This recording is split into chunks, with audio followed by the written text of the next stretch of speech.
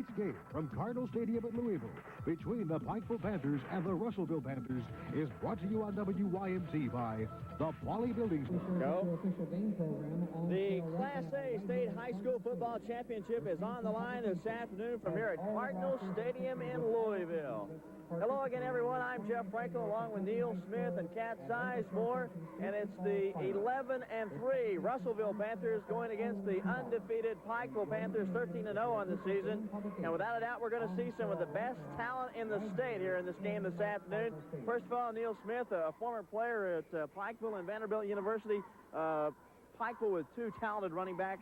All staters for that matter, in Greg Hackney and Bobby DeRamus. They've rushed for over 1,400 yards this season, and there are a couple talented running backs and just juniors too.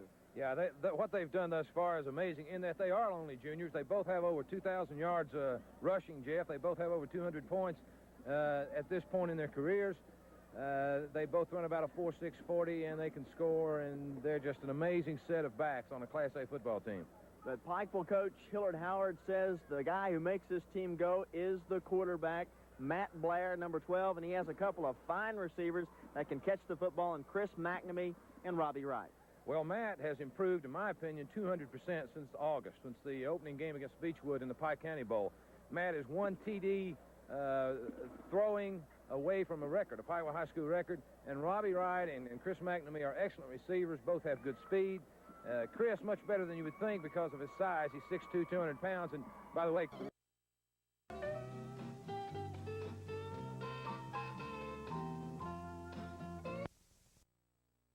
which is a tremendous honor for Chris and one that's very richly deserved.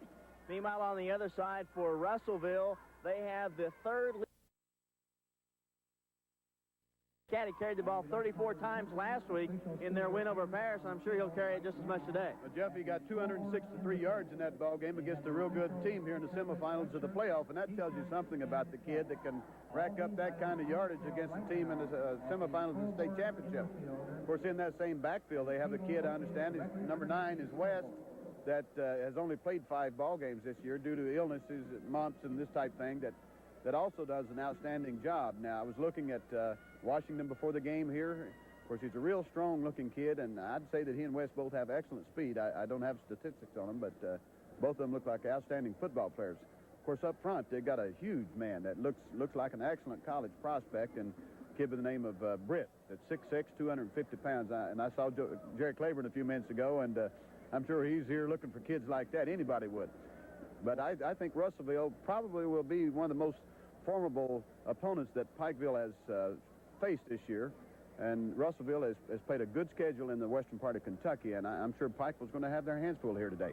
Once again, Pikeville 13-0 on the season, while Russellville is 11-3. Russellville has been here twice before and come away state champions both times, while Pikeville has not won a state championship in 2 trips here. In fact, didn't even score in the... With the toss of the coin for Pikeville, number 12 is Matt Blair, along with number 20, Chris McNamee.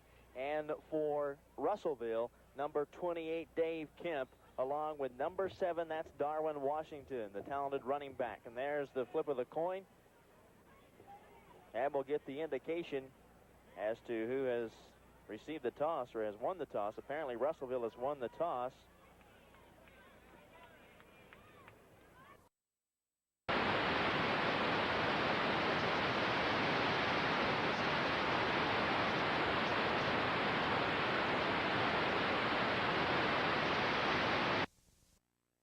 Who won the toss, but anyway, Pikeville will receive while Russellville will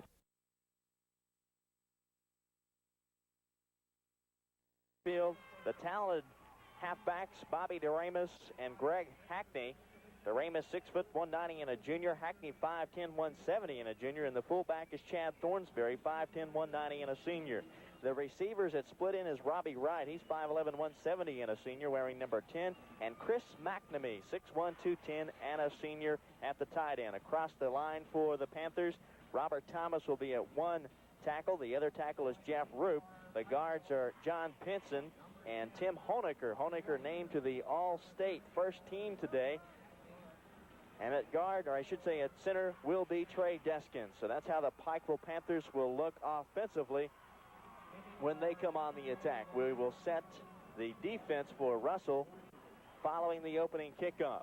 And set to put the toe to it is Darwin Washington. Washington basically does it all for this team. He has had an unbelievable season, and he will put the toe to it at the 40-yard line. Back deep for the Panthers, we see Timmy Sanders standing at about the 7-yard line and Greg Hackney across the way at the 7-yard line on the far hash mark. A very cold, well, I won't say cold, but blustery day for football. Temperature should be around the 55 degrees mark. The wind's out of the east at 2 miles per hour. Could gust up to 8 miles per hour. And we're expecting a 60% chance of showers. This will go deep into the end zone. It's an automatic touchback, Jeff, in high school when the ball goes into the end zone. So...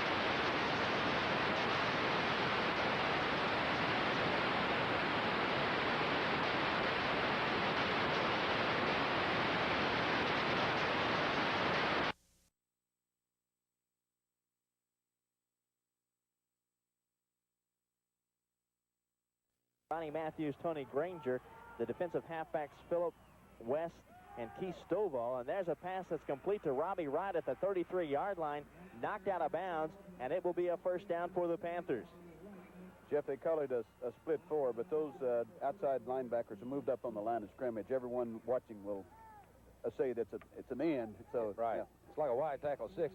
You know, there's something that Pikeville didn't do earlier in the year, and they now have the confidence to do, is throw on a 3rd and short situation, and Matt Blair has improved that much, and Hillard has that confidence. This time, Bobby DeRamus with a call, and he gets across the 35 up near to the 40-yard line. DeRamus coming in, averaging 9.6 a carry.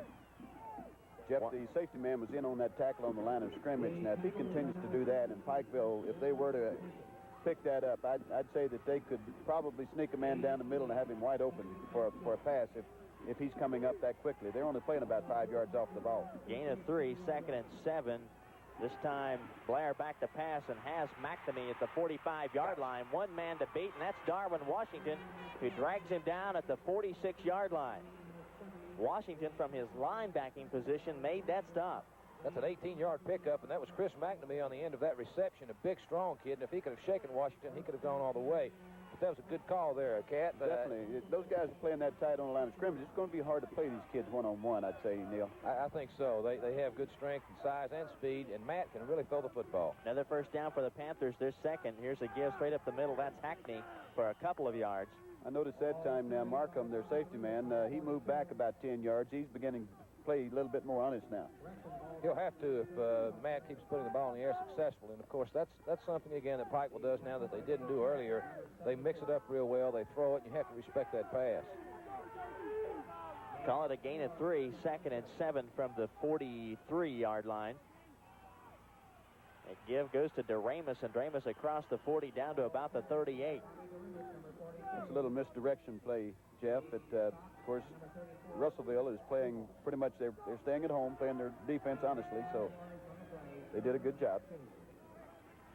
It's going to bring up a big down here, looks like, Jeff. 3rd and 2. A pickup of 5 brings up 3rd and 2 at the Russellville 38-yard line. Greg Hackney starts to come into the game, and now they'll call a timeout because they got too many men on the field. And Pikeville will take a timeout. Sean Neely came onto the field for what purpose, I don't know, but we already had 11 players on the field, and he recognized that, and rather than get back off the field, they called a timeout. Hope it's not a costly one for Pikeville. This is a big series, and I'd say they were very intelligent calling a timeout here. They have the ball inside Russellville's 40-yard line. It's better to take timeout here at this point of the game and try to keep their drive alive rather than having a penalty and then having to kick the ball. That's right, or a mix-up on the offensive play to be called. And Panther coach Hillard Howard comes onto the field to talk with his team, and we might mention today in the paper, the Associated Press first team and second team all-state performers were published today, and the coach of the year is Hillard Howard of the Pikeville Panthers, 13-0 season in his 16th year at Pikeville, and certainly well deserving of it this year, Neil. Tremendous honor and very well deserving. Hillard's done certainly up to this point a fantastic job with his Panthers. You know, they've made a few changes since the first couple of weeks, and they seem to have all been beneficial to Pikeville. But I think it's a very, very well-deserved honor. Neil, I'm delighted because Eastern Kentucky, really, we don't get that many rewards throughout the state, so that's very rewarding for our part of the country. Right. Give going to DeRamus, and somebody in there to hit him low early.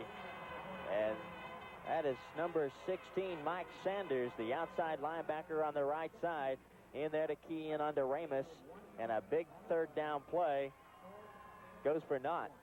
So the Pikeville, of course, in 4-down territory at this point, will probably go for it on 4th and 1. A pickup of 1 by DeRamus. It appears they will go for it, and really I think they should. If they kick the ball and they kick it into the end zone, they've only picked up 15 yards. It's a 4th and 1 situation, and if you don't make it, you don't lose a lot. I think they'd go to the left side this time, too, I would believe, Neil. I think so, although... In the wishbone, DeRamus straight up the middle, lots of room all the way down to about the 28 of Russellville. Well, they hit that middle in that split defense, and that I guess they felt like that may be the weakest spot there. That was very good. I think it is, particularly when they put those 2 linebackers in tight in the middle. They're back off the ball, and if they do get the tackle in a situation like that, Cat, you've already got the first down. They have those linebackers standing up, and they don't have the power that those down linemen do when they're down there charging on the all-fours. Good point. Again from the wishbone, 1st and 10 from the 29. Blair back to pass, looking long, and has it complete. Yeah. It's a touchdown to Robbie Wright as he beat the deep man, and that is John Markham, the safety. That comes from playing up too close to the line of scrimmage on kids that have the speed that the Pikeville group has. Actually, that was Keith Stovall, the defensive back, that was beaten on that play. It looked like they had a man coverage. The left halfback, or their right halfback, was the one that was trying to cover him. Here we see the touchdown pass. You can see it's a flag pattern where Robbie Wright cut inside and then out and got behind Stovall. Just a step and a beautifully thrown pass by Matt Blair. Mike McCoy, who's kicked 57 extra points on the season, on to tack on the other one. It's up and good, and the Pikeville Panthers, who are averaging 50 points a game this season, that's better than a point a minute, has got on the scoreboard first in this football game, 7-0 over the Russellville Panthers, and we'll come back with the Pikeville Panthers kickoff right after this. Matt Blair to Robbie Wright sets a new record by Matt Blair for touchdown passes. It also ties a record, I understand, Neil, for TD pass receptions by Robbie Wright. And Chris McNamee is 1 behind Robbie Wright in that category. Well, the Panthers take it on their first drive from their own 20. 9 plays, 80 yards. They score on the 29-yard touchdown pass from Blair to Wright. Here's the kickoff. And let's see. There's something, the officials have killed the clock there before the kick was ever made. There was a flag on the play. Oh, it's offsides on the kicking team. I can see the flag at the top of your picture there. Yeah, that can be a rather significant call in high school, particularly for Pikeville, because they don't kick off that deeply. And setting them back 5 yards in the kickoff. Well, in a situation like that, when the kicking team is offsides before the ball is kicked, it's an automatic. They kill the clock or kill the ball right there. It's a dead ball foul. So they bring it back and penalize them 5 and make them kick it again. So that will give Russellville a 5-yard advantage here. A 5-yard penalty. Pikeville will now kick. Now, in college, they let them go ahead and execute the play. Is that correct? No. The same thing would hold true there on the offense if they were offside. Now, the defense, that the same way before the ball is kicked. It's one of those fouls that occurs. Before the ball is put into play. I so see. Considered a dead ball foul. And that's Mike McCoy who'll put the toe to it back deep at the 20-yard line for Russellville. Is their dangerous running back, number 7, Darwin Washington. There's McCoy. Looks like it'll be a short kick, be taken in at about the 30-yard line. And cutting it across the field, that's Philip West, one of the halfbacks, and he is brought down by Chris McNamee at about the 27-yard line. So actually, he took it in about his 30 and lost about 3 yards. He fielded at about the 29, and they caught him on about the 27. So he did lose ground, about 2 yards, which is about 15 yards difference in the kick that time with that penalty involved. I think they received it on the 15 the last time. So Russellville will come on the attack, 1st and 10 from the 27. And they will have at quarterback number 1, John Markham. He's 6'1", 150 and a junior, and will set the backfield in just a moment. Right behind him is Darwin Washington, and one of the halfbacks, and that's the first man he gives to, and he gets about 5 yards or better on that carry. Jeff, if you'll notice, Russellville came out, and the split between their right guard and their right tackle must have been 6 or 8 yards, and of course that's right where Washington hit. So they're trying to spread Pikeville out and hit the weak spot there. On the defensive alignment, too, Pikeville made no attempt to close that split, and they run that unbalanced line, I understand, almost constantly. You will see them in the wishbone formation all afternoon with an unbalanced line, and there you see the unbalanced line again this time. You have huge splits in there also. And the give going to Washington once again, and he gets it across the 40 down to the 46-yard line. The last carry was enough for a first down. It is again this time. He picked up exactly 10 yards on the previous carry. And this time, he has another first down to the 47. What a way to pick up yardage. The kid carried the ball 34 times in the last ball game, so you can look for him a whole lot today, too. Along with Washington in the backfield is Philip West. That's the 2 halfbacks. The fullback is Irving Hollins. The ends are Chris Wood and Dave Kemp, and we'll check the offensive line in just a moment. Here's a little misdirection, and the give going to Philip West. West up near the 50-yard line. Across the offensive line for Russellville, David Britt is at 1 tackle. He's the 6'6", 250-pound senior, considered to be the top prospect in the state. At the other tackle, Victor Snarden at the other tackle. And the guards are Brad Brown and Casey Mullen. In the center is Rodney Harkleroad. A pickup of 3 on the last carry. 2nd and 7 from the 40 for Russellville. From the 50-yard line, I should say. Their splits were a little tighter that time, Jeff, so that's why they were running outside. Washington fumbles the football. It looks like it was stripped on the far side, and coming up with a loose football. Robbie Simpson, number 14, picked it up for Pikeville.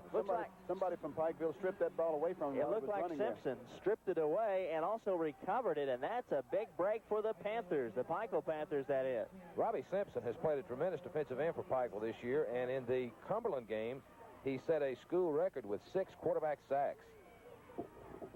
Robbie, a somewhat unheralded defensive star for Pikeville. First turnover in the football game against Russellville comes with 6:36. Pikeville has it 1st and 10 from the Russellville 46-yard line. And that is Greg Hackney on the carry for about 6 yards. Jeff, all of this that's happening here for the Pikeville Panthers right now is very positive in their direction because they scored the first time they have the ball. Now they've created a turnover and have the ball inside Russellville's 40-yard line again. So if they can maintain this kind of a momentum, you know, they may have another big ball game today. 2nd and 4 from the 40.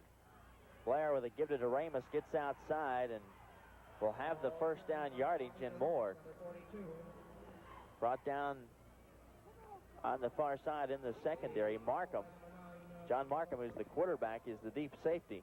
Cat, this is the way the Pikeville started up at Beechwood last Friday night. They forced turnovers on the first 2 or 3 possessions by Beechwood and gave them good field position and jumped on them early, and that set the tone of the game for Pikeville. Momentum means so much in a football game. Particularly early. Right. 1st and 10 from the 33. Blair on a good fake, and Hackney straight up the middle down to about the 24-yard line. Jeff, the backfield looks like the safety and the halfbacks are making the tackles now for Russellville, and that's not a very good sign for Russellville if their deep people are making all the tackles. You saw there where they faked to Doremus coming to the right side on that cross. When you've got two backs like Doremus and Hackney, a fake to one will certainly freeze those linebackers, and that's what Pikeville does so well. Well, they have quickness. All three of those kids in the backfield for Pikeville there run a 4.6 or 4.7 40, so it's kind of hard to defend those guys. Yes, it is. You have three of those speedsters back there, and really their substitute back, Timmy Sanders, also runs a 4.6. 2nd and 1, 9-yard pickup on the last carry by Greg Hackney. It's just a little bit shy of the first down. Looks like about just the length of the football shy of the first down. So we'll be facing 2nd and 1 from the 24. Neil, times have really changed. I was honored enough to play in the East-West All-Star game years ago when they had that All-Star game, and I don't know if we had a man that could run a 40 under 5 flat. Didn't have many, but these kids nowadays are much more improved overall than what we were when we played. Weight programs, diets. Wishbone formation. Straight ahead, Doremus has the first down, fighting his way to maybe the 19-yard line. Looks like the whole middle of the line. It took the whole middle of the line to stop him because he had such effort into that carry there. You know, there's no question about it, Cat. Teams today and kids today, they're stronger and they're faster. They start specialty programs earlier. A pickup of 4, 1st and 10 for Pikeville from the 20-yard line of Russell, so they're knocking on the door once again. That is the 5th first down in this game by Pikeville. They're having some headgear problems. One of the Pikeville players, his chin strap, one of the buttons evidently is loose, and they're not going to let him play with that button hanging loose like that. They have to have all their buttons snapped up. That's Bobby Doremus, who will have to go out of the game for at least one play because of an equipment problem. Timmy Sanders checks in at tailback. Wishbone formation, and Blair will pitch it back to Hackney on the option. And Darwin Washington gets outside to get a hold of his leg and drag him down at about the 11-yard line. I tell you, one man had a shot at Washington. If he'd gotten a little bit of delay there, he could have gone all the way. Here's a good job by Matt Blair pitching to Greg Hackney, as you can see on a replay. And if Greg can get outside Washington, that's right, he's gone for a touchdown. Well, one of the guards had a shot at Washington, but he brushed him off and was able to get outside and maintain the runner there. Certainly Washington, a talented player in all aspects of the game. 2nd and 2 from the 12 for Pikeville, and there will be a first down as Hackney gets the call all the way down to about the 6-yard line. You talk about Britt being 6'6", 250.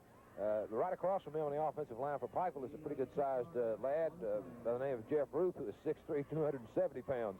So he matches up pretty well with Britt. Matthews got the tackle that time. That kid is in the middle of the line there, weighs 170 pounds, so he has his hands full. Panthers have it now, 1st and goal from the 6. And the give to Doremus. Doremus down to about the 2-yard line. Doremus last week against Beechwood carried the ball 22 times, 223 yards, and 4 touchdowns. Of course, that's been pretty much another day at the office for Bobby Doremus this season. It has been, and amazingly, he seems to get better and better every game. Bobby's matured. He's only a junior. This is his 2nd year at Pikeville, having moved, he and his family, from Texas 2 years ago. Is that the kid that made All-State at Nose Guard? Yes, it is. 2nd and goal from the 2, again Doremus, and he'll be in for the 6. Bobby Doremus in for the touchdown. Keith Stovall made an attempt to try to hold Doremus out of the end zone that time, but there's just too much power and speed there. The kid runs a 4.6 40. He bench presses 325 pounds. He's just very unusually strong and fast high school back. His 28th touchdown of the season. He is 4th in the scoring in the state.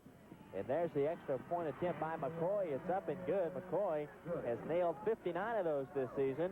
And the Pikeville Panthers now jump on top with 3:39 to play here in the first quarter over the Russellville Panthers, 14-0. We'll be back in just a moment.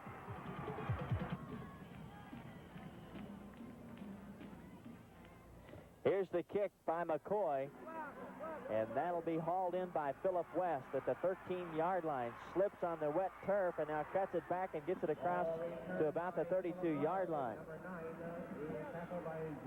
He's brought down by Jody Miller for Pikeville, so Russellville will set up 1st and 10 from their own 32-yard line. That last drive by the Panthers, 46 yards and 8 plays.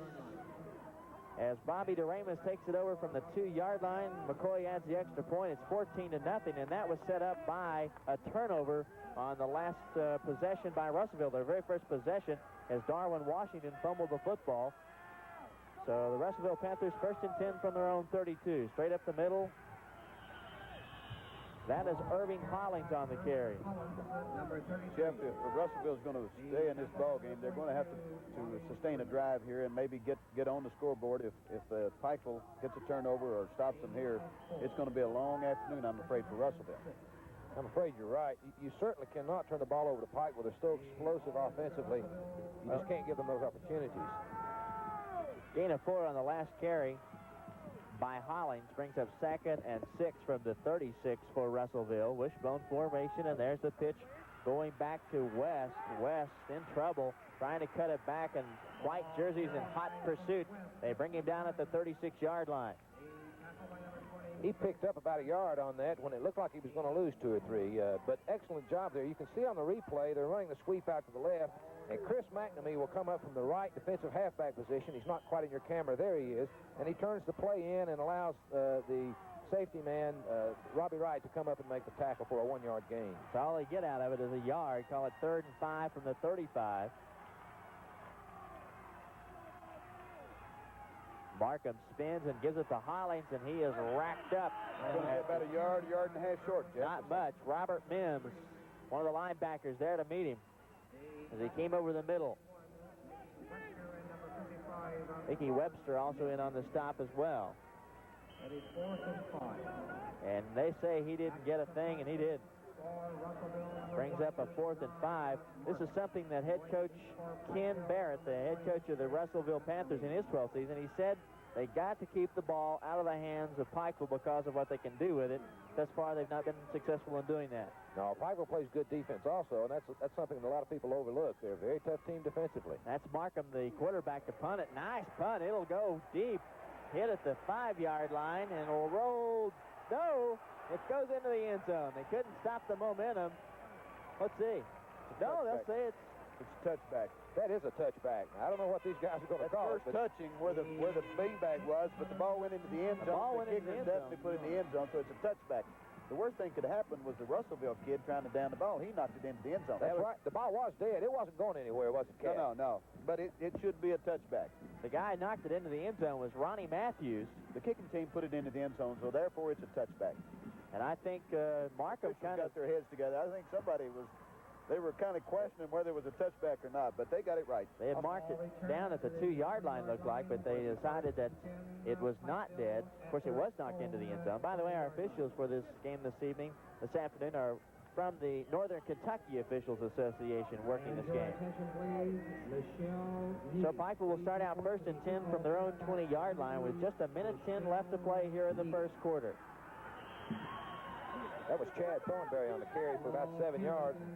Chad, a kid back there, is very strong. Fullback, runs a 4.7 40, does a lot of blocking. You never hear from him. Against Henry Clay, he opened the game with an 80-yard touchdown sprint. Against Johns Creek, he opened the game with an 85-yard touchdown sprint.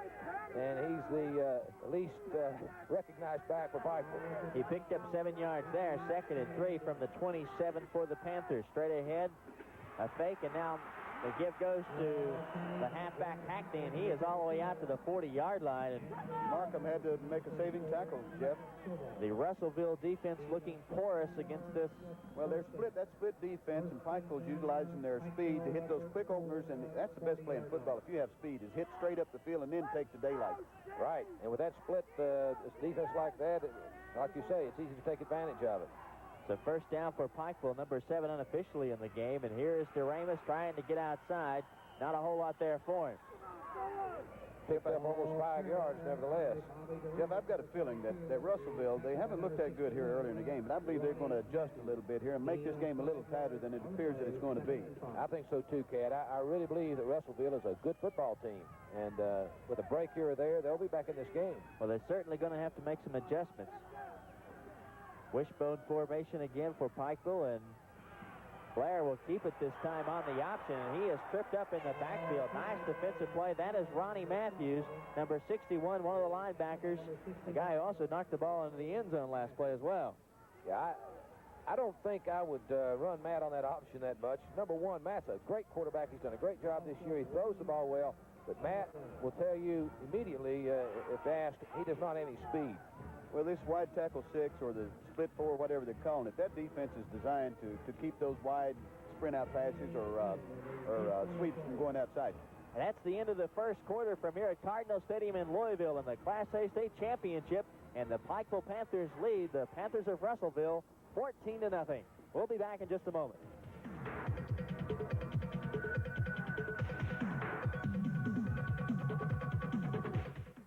Dad, where are you off to now? I'm on my way Christmas shopping. Shopping in the bigger towns is fun, but it is such a long drive and the malls are so crowded. Oh, I'm shopping here in eastern Kentucky with my Pikeville National Bank 55 Plus Club card. I should say 3rd and 6 rather from their 44, and here's a pass that's incomplete, intended for Robbie Wright at about the 48-yard line of Russellville, just off the fingertips. You won't see that happen very often. No, you won't. Robbie's a sure-handed receiver. The ball was thrown a little behind him, but still a very catchable football. I'm sure Robbie is not very happy with himself. He was trying to run a sideline pattern there, and he got a little bit behind him. It's hard to turn around and catch that ball, but I'm sure, like Neil says, he feels like he should have caught it, I'd say. First time that Pikeville has been stopped thus in the football game, and on the punt is Tim McNamee. McNamee at his 31-yard line. High kick. It'll bounce at the 20-yard line, and there to down it at about the 19 is Tim Sanders. So Russellville will start out 1st and 10 from about their own 20-yard line. Jeff, I myself was wondering earlier where Russellville was, so I took time to look it up on an atlas, and Russellville is located halfway between Bowling Green, Kentucky, and Hopkinsville in Logan County. It's the county seat of Logan County. Now, there were the winners of Region 1, District 2, and, of course, Pikeville's out of Region 4, District 2. I'm glad you taught me some Kentucky geography. I thought it was in Russell County, and I told my family at Thanksgiving dinner yesterday that was the case, and I was wrong. They begin the second quarter, 1st and 10, Russellville from their own 20-yard line, and stood up in the backfield. A nice defensive play. Virgil Ray in on the stop. Washington seems to be shaken up just a bit. I think they knocked the air out of him. Virgil Ray, number 65, the linebacker, and Darwin Washington is shaken up on the play. Ray, 5'10", 165, and a junior in there to make that stop. Looked like one of the Pikeville players just caught his headgear right in the middle of the kid, so I'm sure it knocked all the wind out of him. Real quick opportunity for us to set Pikeville defensively. The ends are Robbie Simpson and Mickey Webster. The tackles are Sean Neely and Tim Honecker, and Bobby DeRamus is the nose guard. The linebackers, Virgil Ray and Robert Mims. The defensive halfbacks, Chris McNamee, Tim Sanders, and the safeties are Jody Miller and Robbie Wright. On that particular play, Virgil Ray crashed through from his linebacker position and made a great hit on Washington, but didn't take him to the ground. And then Mickey Webster came in from the defensive right end position and cleaned up, as they say. And I mean, he cleaned up. And I don't know which lick it was that dizzied Washington, but they were both very hard licks. Well, we'll see what kind of character this Washington kid has. I'd say he'll be back. I'm sure he will be. A loss of 2 on the carry by Washington. He'll come out of the game. Washington, the 3rd leading scorer in the state, 27 TDs. He's scored 164 points. He's had 10 TDs in 3 playoff games for Russellville. Cat, will Russellville put it in the air this far down in their territory? Well, you know, they probably need to do something to get the motion going. Well, Markham's back to pass, and the southpaw looking, and it's picked off. That is Robbie Wright down the sideline. He's knocked out of bounds at the 10-yard line. Well, maybe they'll think twice about that again. I'd say they will. You know, he had a lot of time, but he had nobody open and really shouldn't have thrown that football. And he threw sort of a lame duck. That thing hung in the air a long time. Kemp, you know, that's one of their favorite receivers, and I'm sure Pikeville knew to play defense on Kemp quite a bit because this is who he went to here. Here you'll see the play-action fake, and he has plenty of time, and he throws a very soft pass, which enables Robbie Wright to break on the ball and cut in front of the receiver and make a fine interception. Robbie picked one off just like that up at Beechwood and ran it back for a touchdown. 1st and 10 from the 13. Hackney with a call. Gets to the outside. Turns on the burners. He's in for the touchdown. Jeff, that's an excellent run. The Hackney kid just turned those shoulders to the goal line, and what we always say, head north and south. That's right. That's where he went. He squared up and went north and south, and there was no denying Greg Hackney. A fine 13-yard touchdown sprint, and big play, a big turnover there. You see a lot of kids try to inch that thing into the corner, but I'll tell you, I love to see a kid turn that ball toward the end zone and stick it in there. Don't let anybody stop you. Absolutely. McCoy on to put it through once again. It's down, it's up, it's there. And with 10:58 to play here in the first half, the Pikeville Panthers have sprinted out to a 21-0 lead over the Russellville Panthers thanks to 2 turnovers by Russellville. And they lead this game 21-0, and we'll be back in just a moment. Robbie Wright picks off a pass, and Greg Hackney romps 13 yards for the touchdown. McCoy adds the extra point. It's 21-0. Here's the kickoff. That was an excellent kick into the corner like that. It sure was. With the football for Russellville, number 2, that is Anthony Johnson, A.J. Johnson, or they call him A.J., Anthony Johnson. And a pretty nice return.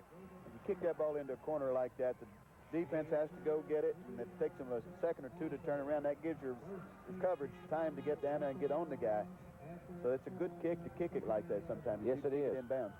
That was a real good kick. The receiver had to catch it going backwards, but he made a fine return. I thought they were going to nail him on about the 10 or the 15. We got it out to the 29, and, that's, normally in high school they get it that much further than that most times. Right. First and 10 from the 29 for Russellville. 10:48 to play here in the first half. The Panthers trail at 21-0. Here's the give. That going to Philip West, I believe. West, yes. They're going to have to depend on him now that Washington is on the sideline. Well, Darwin Washington went out of the game on the last series after he was hit in the backfield. Looking down on the sidelines, it don't seem being attended to anywhere. In fact, I don't even see Washington. He may have been taken to the dressing room. He didn't seem to have anything structurally, I'll say, wrong with him, in that he didn't have a knee or ankle injury. Washington was in the Oh, play. he was in there, okay. He just didn't get the call that time. We've been looking at him carrying the ball so much. When he didn't get it, you're surprised. The way the backfield said, I assume they're coming this side. No gain on the play that time either. And the give going to West, and West up across the 40-yard line.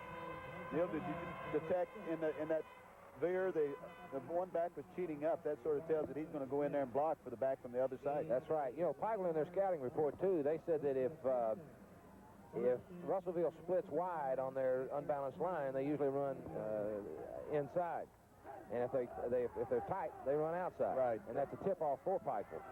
A first down on that last carry by West. Down to the 40-yard line. A pickup of 11 yards. First and 10 from the 40. Nothing there this time, though. Sean Neely on the tackle hit the man immediately, and then got some help from their all-state player, Bobby DeRamus. Irving Hollins, the fullback, stood up right at the line of scrimmage for a gain of nothing. The tackle was by number 32, Sean. A lot of high school backs will do that, Cat. They'll lean toward the direction of the play to try to get that advantage, not realizing that it gives them defensive advantage. Well, a good smart team will pick those little tips up. Yes, indeed they will. Second and 10 from the 40 for Russellville. Markham giving it to Washington, nothing. I think he lost a yard, Jeff. I believe he did.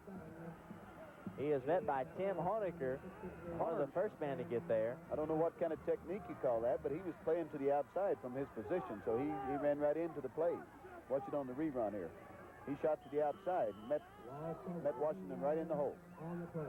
Honecker, another one of those all-state performers named today by the Associated Press for Pikeville. Yes, Chris McNamee, Bobby DeRamus, and Tim Honecker. First team, big all-state as they call it. All classes considered. They give him a loss of 1/3 and 11 from the 39. Markham on the draw play will give it to West, and West gets it maybe to the 46, not much. He's about 3 yards short of the first down, so they will punt, I would assume. So Russellville, 4-yard shot. Totally ineffective thus far this afternoon, thanks to some great defense by the Panthers. Pikeville forcing 2 turnovers. Russellville has managed only 3 first downs in this football game. 4th and 5 from the 45. Markham back to punt. Not much of a rush, and gets a low driving kickoff that will probably just Pikeville will just let roll inside to about the 8-yard line as McNamee. That's one of those bad kicks. It turned out to be an excellent kick. No kidding. You know, that's for one thing, he took plenty of time to kick it, which enabled his offensive line to get down and have good coverage. And then he kicked a bad kick, so Pikeville got away from it, and it probably rolled 25 yards. Well, let's see if starting deeper than their 20-yard line will make any difference. That's a 46-yard punt. Looked like it was going to be a 25-yard punt. I can say that thus far in the season, the starting point for Pikeville's offense has made very little difference. Pikeville first and 10 from their 7-yard line, and DeRamus with a carry to about the 12-yard line. Pick up about 5. We'll take a look at some first quarter statistics just given to us. Pikeville with 8 first downs in the first quarter to only 2 for Russellville.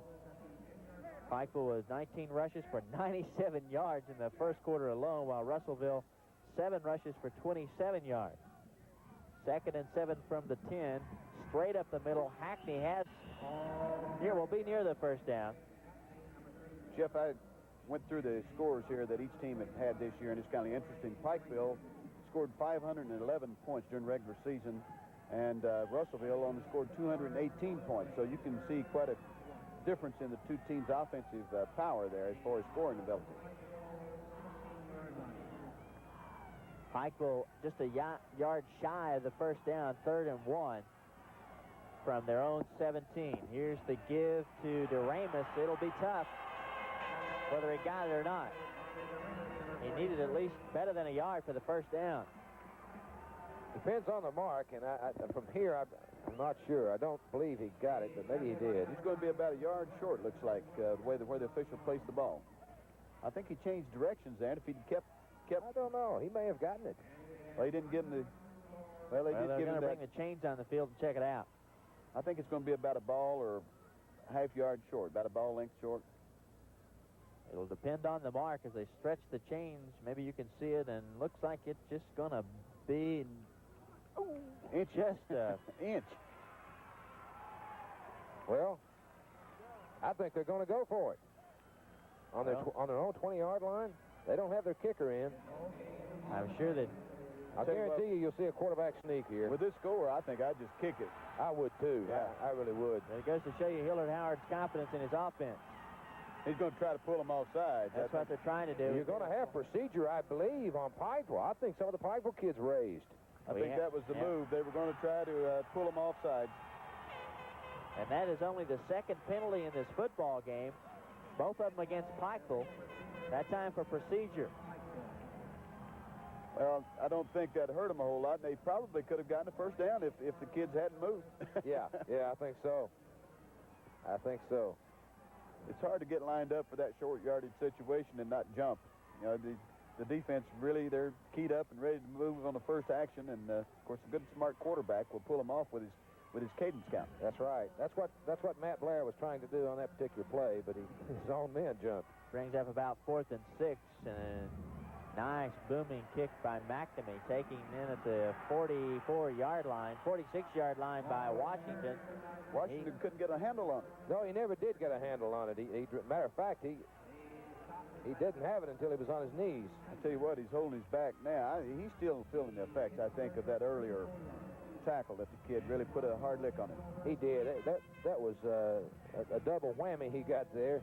He got hit twice very hard by Mickey Webster and Virgil Ray on that play, and he hasn't been full speed since then, has he, Cat? No, sir. Some kids get mad and come back fighting after a hit like that, and then some of them sort of let their...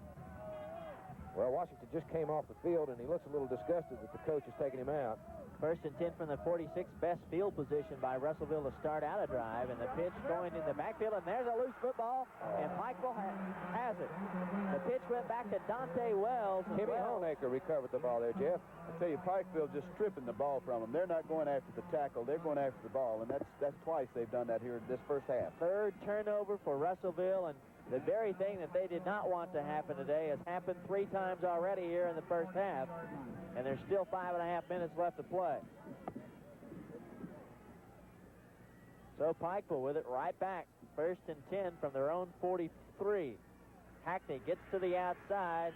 drugged down over there by Philip West and Darwin Washington. Neil, I expect maybe Pikeville might be looking for that safety man to move up there tight again. If they do, you can look for a little pass over the middle here. I think they probably... Markham has a tendency to move up there right often. Move up very tight. That's a good prediction, too. Pikeville with a 21-point lead. They're at midfield.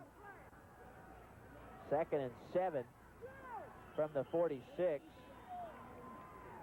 Looks like he got no gain on that, Jeff. You know, Cat, I thought that was going to be a play-action pass, but it turned out to be a draw. Michael Sanders, number 16. No gain on the play by Hackney. It'll be 2nd and 7 from the 46 once again. I don't understand Russellville. You know, the big man, Britt's supposed to be, he's on the sideline here. And of course, Washington, they didn't have him in on that last drive, so I don't know where the coach has just given up or where the kids are. Blair back to pass, looking long, intended for Robbie Wright. Just a little bit overthrown, but nothing shy of a great attempt by Robbie Wright to haul that one in. Really good call. Twice Robbie Wright has gone down and out on that short pass, and one time Chris McNamee, and all 3 passes were thrown very well, and twice they were caught. This time Robbie goes down the field about 5 yards, cuts toward the sidelines, draws that defensive back up, turns downfield, and he was wide open, and Matt just overthrew him just a foot or so. It's an excellent move. McNamee will punt it from his own 38, and Washington will bring it in. Uh-oh, looks like trouble. They have a good wall. They got a good wall along the sideline. Needed a couple of blocks to get it to the 43-yard line. There again, Chris McNamee came over to turn Washington inside, or he would have gone for a touchdown. I think it took just a little bit too long to develop. The ball was to the right side of the field, and they returned it, you know, this side, and if it had been a little more down the middle, they probably had a lot better gain out of that. Yes, could have had a return all the way. About a 34-yard return, I believe, by Washington. Here you'll see Chris McNamee come over and turn the play back inside where he has some help. 1st and 10 from the 43 for Russellville with 3:50 to play. They need a touchdown badly here in the first half. They trail at 21-0. Markham back to pass, trying to throw over the middle, intended for Kemp at the 49-yard line, but he went down right there. Apparently lost his footing on maybe the wet field. Really, the field's not all that damp. No, it's not at all. I think the reason he went down was that the ball was thrown behind him. He threw it behind him, yes. He tried to stop and go back for it. Rather poorly thrown pass, really. Pikeville had pretty good coverage out there. Kemp has tried, or Markham has tried 2 passes, and both of them he's attempted to get the ball to his end, Kemp. 2nd and 10 from the 43, and Markham in a must-pass situation, back and looking long and incomplete. I thought he was throwing it to the number 2 there, the white. Well, it was closer to Jody Miller, who is number 2 for Pikeville, than it was to the Russellville receiver. That was intended for number 86, I believe, Tyrone Thompson. You know, Kemp is 0 for 4 with 1 interception, and he's had plenty of time. Well, Markham, the quarterback, I think he's probably getting a little bit too gritty here. Instead of hitting his, you know, short man and that kind of thing, he needs to set those long ones up. Good point. I've been looking for the screen or the flare pass out to the halfback, and you're right. He goes for as much as he can get every time. Washington, I've kind of been expecting to try to hit that little screen pass for him. That was very successful last week in the playoffs. Markham back to pass. Here's the screen to West, and he gets it at the 45, maybe the 46. We have a flag. And apparently it'll go against Russellville. I think we've got a clip. I think it'll be a clip. Exactly right. And that is Tim Honecker. Tim Honecker making the stop on West. Okay, the down is going to be 4th down, so they may be smart to refuse this penalty. I think you'll see number 32, Sean Neely, come to the picture here. Against Russellville, the penalty is declared. Oh, you didn't see the clip there. Okay, they did refuse the penalty, Jeff, because it brings up 4th down in about 7 or 8 yards, so... They gained only 4 on it, so it brings up 4th and 6 from the 47. So Pikeville will decline the penalty, and Russellville will punt. Markham standing at his 33. Will get it away. Beautiful kick. High spiraling kick, and Wright calling for the fair catch at the 15-yard line. So Pikeville gets it back. Looks like about a 40-yard punt from Markham that time, Jeff. From his own 33-yard line. That was a good 38 kick. yards. Nice kick that time. Punt by Markham. Yeah, had sort of a bad snap there to his left, and he got it and got himself under control. And a good kick with good hang time, no return. Well, that's one good thing about having your best athlete punting your quarterback. He has good hands and usually good quickness, so. Pikeville 1st and 10 from its own 15. Straight up the middle to Ramus. He's into the secondary and has about 8 yards. It's a first down, 1st and 10 from the 30 for Pikeville. They've got Granger lined up as a nose guard now, so they must be utilizing a little different defense. Hackney tripped up in the backfield. I think Darwin Washington might have been in there to get him first. There wasn't anything there on that play, but that was a play where the entire Pikeville backfield goes to the right, and it enables those defenders to pursue well. It doesn't freeze anybody. I think Cat mentioned earlier that straight up the middle cross type of run is then most effective for Pikeville. I think Russellville has switched up their defense here. They have a nose guard now. Sanders on the carry this time. Not much there for him either. They have made an adjustment, Cat. You said earlier that they would, and it looks like they've got about 8 guys on the line of scrimmage now. I don't know whether they've just gone into an east-west shift or whether they're actually changed to a nose guard type defense. Russellville has called a timeout with 1:25 to play here in the first half. So with a break in the action, we'll step out as well with your score. Pikeville 21, Russellville from their own 33. And Blair back to pass, looking for McNamee, and just off the hands of McNamee. Well thrown pass. Just a little bit high. You know, he had to reach after it, and it's one of those things that's hard to catch. I thought Chris would haul that in. You know, they have gone to I don't know what you would call it, but it looks like a 7-2. They've got 7 men on the line of scrimmage, 2 linebackers in tight, and 2 deep backs. And then Pikeville trying to pass more because of that, at least that time. And now bringing everybody on the line of scrimmage, trying to block the punt. Washington will bring it in at his 40-yard line and drop right there by Jody Miller. I tell you, Washington didn't even give him a fair catch signal then. That, you know, the kid was wanting to run with it if he possibly could. That's right. That was pretty courageous there. So Russellville trailing 21-0 with 1:13 to play here in the first half. Will start out 1st and 10 from their own 40. Jeff, Pikeville has done a tremendous job curtailing Washington. At this point of the game, he only has about 19 yards rushing, and he's one of the outstanding backs in the state of Kentucky. And he comes out of the game here on this first play. Markham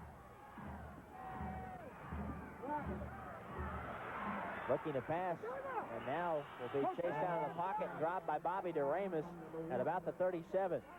That's a quick nose guard. I don't think the quarterback can outrun that nose guard. No, he can't. I'll guarantee you he can't. He's probably wondering, how did that guy get to me so fast? Russellville took another timeout. They're trying to save some time here. It's only 43 seconds, Jeff, in the half. Bobby DeRamus with 25 quarterback sacks on the season and 3 last week against Beechwood. You know, a turnover here, if Russellville were to throw an interception, stopping this clock could work against Russellville, because Pikeville is certainly more explosive than Russellville, I think, offensively, and it could give them an opportunity to score. You know, when you've won easily all season like Pikeville has, and you come into this game 13-0, as we look at the fans across the way, it seems like they sort of take this thing sort of matter-of-factly. They do. I think Pikeville, everybody in the lobby of the hotel this morning, what do you think? Oh, Pikeville by 3 touchdowns. And that sounds awfully bold in a championship game, but these people really believe that, and they really believe in this team. I tell you what, you have a contrast here. Russellville has won this thing twice in the 80s here, and of course Pikeville has been in the finals twice and have not won it either time. So maybe Pikeville is a little more hungry for this thing than Russellville. They may very well be. 2nd and 13 from the 37 for Russellville.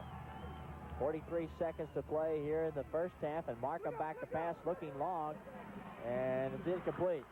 Real nice play by Jody Miller, coming over from his defensive safety position to step in front of the receiver and knock the ball out of bounds. That was Dante Wells, number 6, the intended receiver.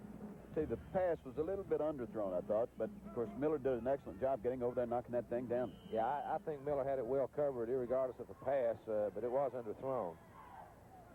It looked like Pikeville was in a zone defense that time, and certainly they would be in this situation with 37 seconds left, and they had 21-0.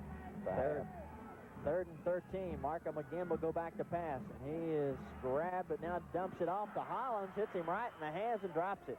They put Washington out wide. They're going to try to let him run Pikeville's defensive coverage there. And, of course, he was corralled in the backfield and had to unload it to his back, and he dropped the ball. You know, I don't think Markham can throw the ball that far. Though, I mean, if you he had Washington out way wide right, running a very deep pattern. And Washington, when the tackle was finally made, the play was over, was 35, 40 yards down. Yeah, he would have had to throw it over 40 yards, and he doesn't seem to have that strong an arm. No, I don't think so. He kicks it farther than he throws it. Not been a real passing team this year. Not having passed it a lot. Markham, he may not be able to pass it, but he sure can punt it.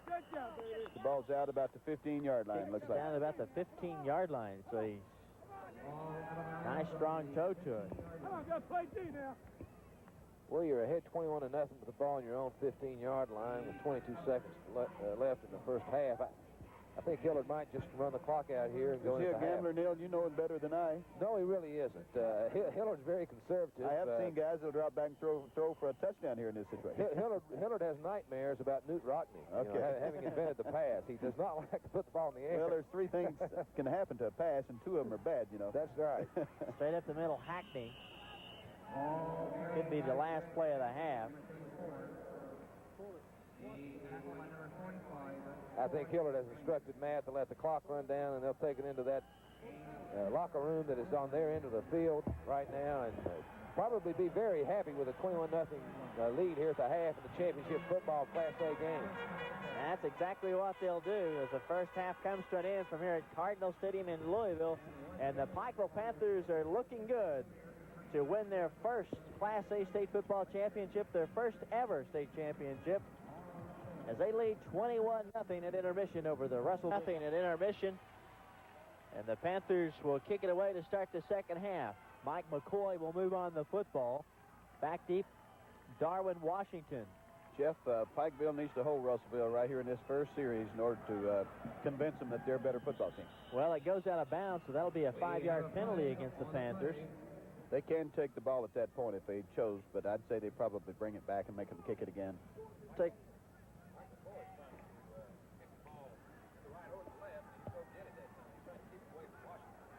McCoy trying to kick the ball away from the deep receivers and miss the ball. Illegal procedure against Pikeville. Here's the look at some of the statistics in the first half. Pikeville with 10 first downs to Russellville's 3. Rushing yardage, Pikeville 37 carries, 146 yards. Russellville 15 for 41. Passing yardage, Russellville only 3 yards passing, while Pikeville 53. Pikeville 6 passes, 3 of them completed, 50% for Matt Blair, while Russellville 1 of 6. We'll try it again. That is they got a line driver right to one of the short men for Russellville. Tell you what, that's a hard thing to catch is a drive like that. Todd Kerr was the man up in the front there, and he caught that ball right in the breadbasket there. Well, that gives a 2-yard return. Ball's at midfield, first and 10, Russellville. Lots of time when you see that happen, the ball will hit the front man like that and bounce back, Jeff, and the kicking team will recover it lots of times. But it didn't work for Pikeville that time. Russellville starts out first and 10 from their 50, right at midfield, I should say. And straight up the middle, that is Darwin Washington.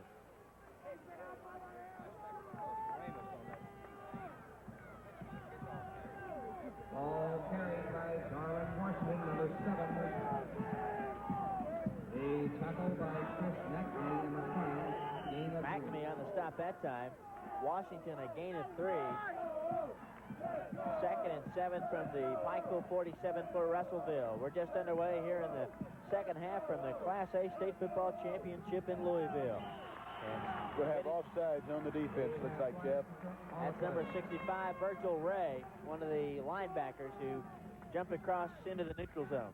In college football, that's not a penalty. The defense can jump in the neutral zone and get back, but, of course, the offense can't. In high school, you know, any either team that gets into the neutral zone like that, normally then they'll blow the whistle immediately and stop play. So it's going to be a 5-yard penalty assessed against Pikeville there for being offside.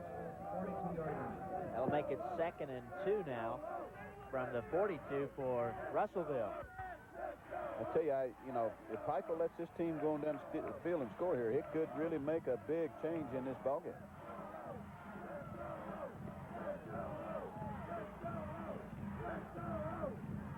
Here's the give to West.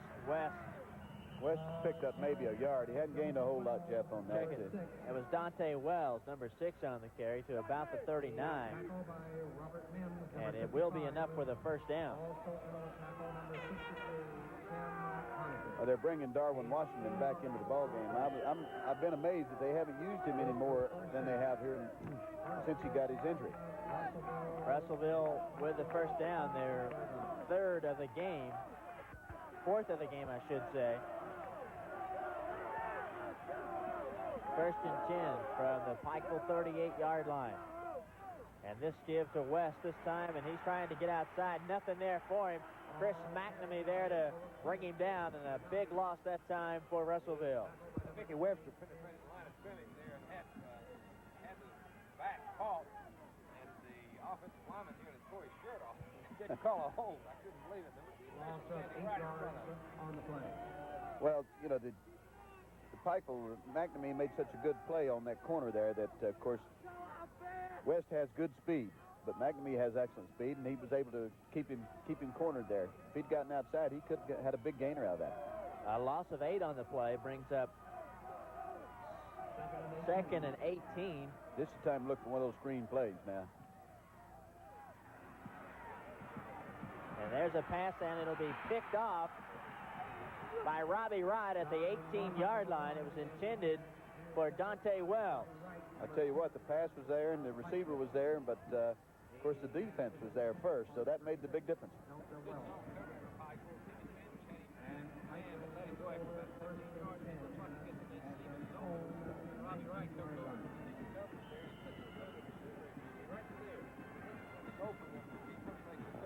Great anticipation of the ball by Robbie Wright. So Pikeville with it, 1st and 10 from their own 19-yard line. They give to Hackney. He gets outside, should have a first down and a lot more.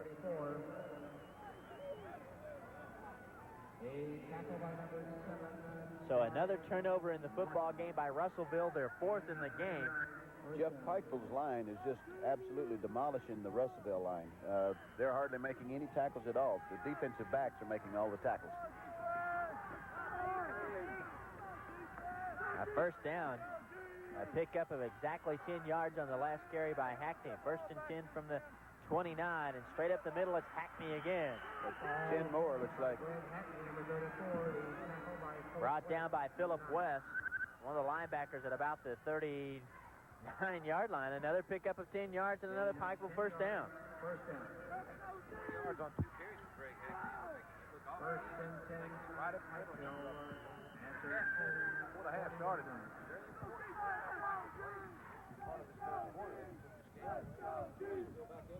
Well, the turnover certainly didn't help.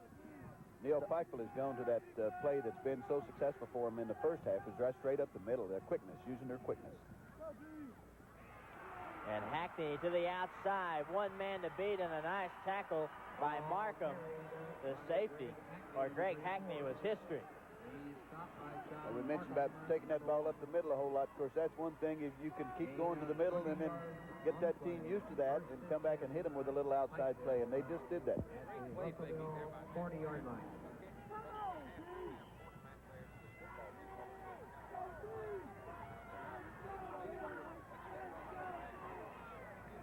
The guy without the ball is just as important as the man with the ball, because if he makes those people think he has it, then it's going to really help his running.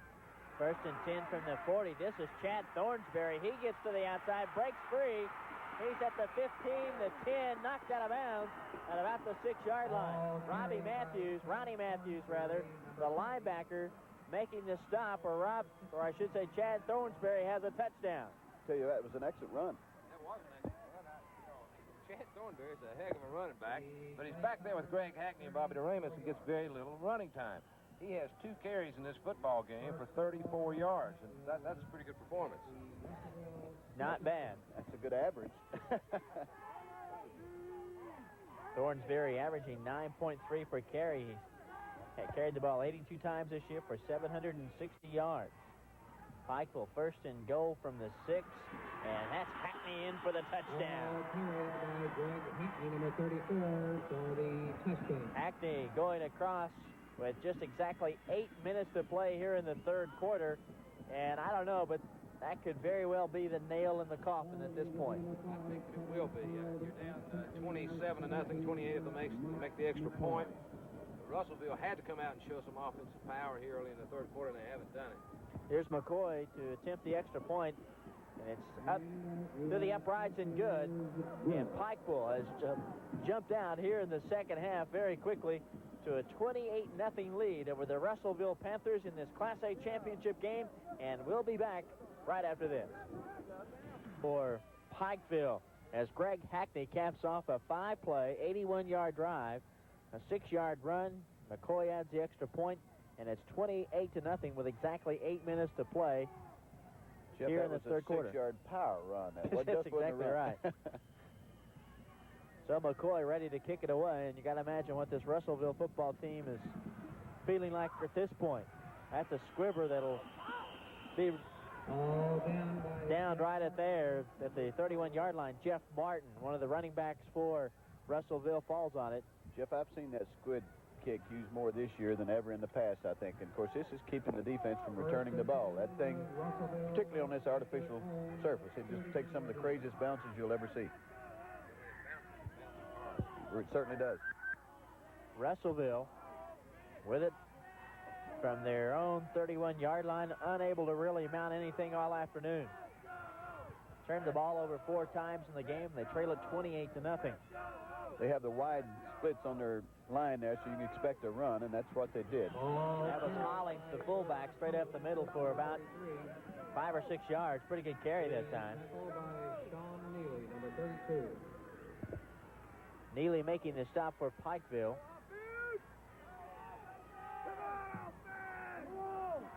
Jeff, you think Russellville will start throwing the ball? You think they're going to stick with their original game plan?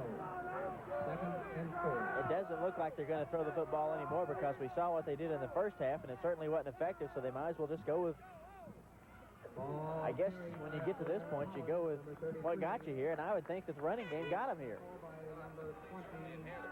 Film that I've seen of Russellville and the stats that you've read, no doubt about it, their running game has been their forte.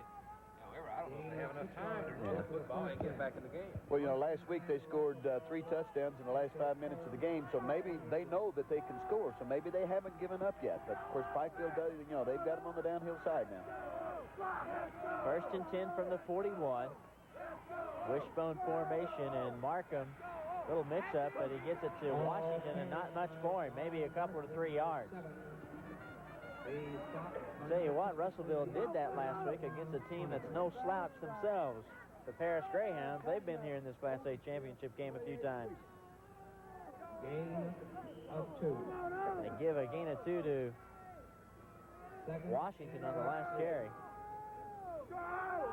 2nd and 7 from the 44 for Russellville. Clock is going to be the biggest factor against Russellville at this point. Pitch back to Washington. Had some blockers in front of him, but some great pursuit by Pikeville and Honecker, and Sanders making the stop. I tell you what, he didn't get a whole lot of yardage on that run there, but I like the way the kid ran that football. He ran it hard, so that shows that he is a good running back. That's right. He's back in the football game, and he was hit very hard by Timmy Sanders and Timmy Honecker. You can see right here, I think number 4, Timmy Sanders, comes up and makes the original hit right there, and Honecker comes over and helps out. It was a hard run. They give him a gain of 2 on it. 3rd and 5 for Russellville from the Pikeville 46, or I should say from their own 46. The pitch back this time to West. West fighting for some yardage. He's going to be shy of the first down. Gets it maybe to midfield. It's going to be about 1.5 yards shy, Jeff, according to where the officials have placed their foot there. He needs to get it to about the 48 for the first down. They give him a gain of 4. And what do you say Russellville goes for at this point?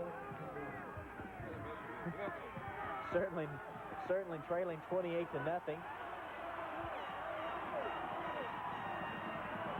They will go for it. Pikeville fans across the way on their feet. Straight up the middle, Washington. He has it more down to about the 45-yard line.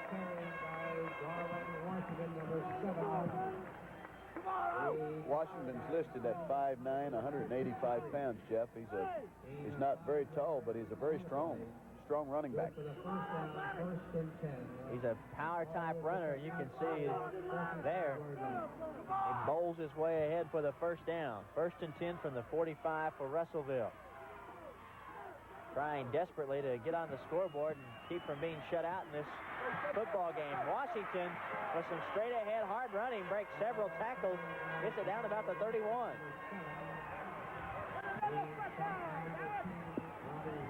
Jeff, I think the injury that occurred to Washington earlier in the ball game just shows you how much importance that this young man means to this ball club. And now that he's gotten his feelings back, he's going to be hard to stop for the rest of this ball game.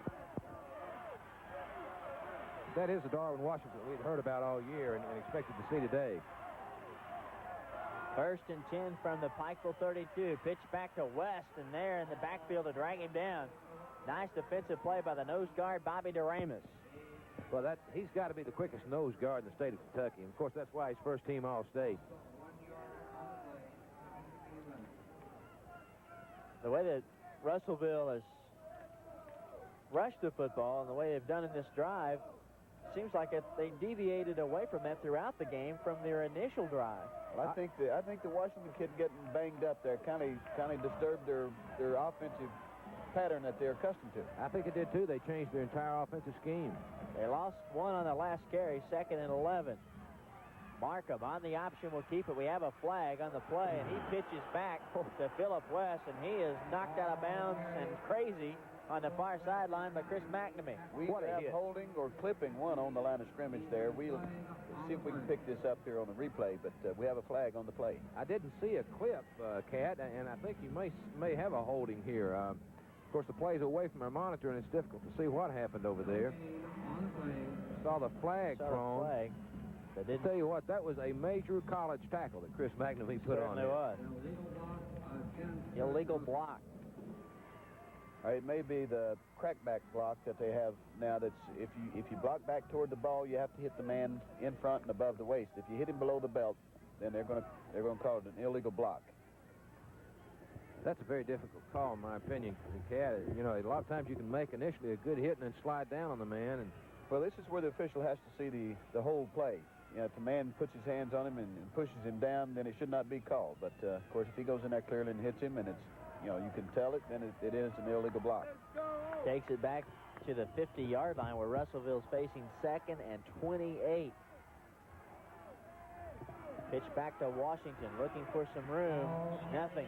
Maybe to the 47 of Pikeville. Looked like Timmy Honeacre and Sean Neely in there on the tackle initially. And, you know, even though it was the 2nd and 28 or 30, Pikeville was still playing the run, it appeared to me.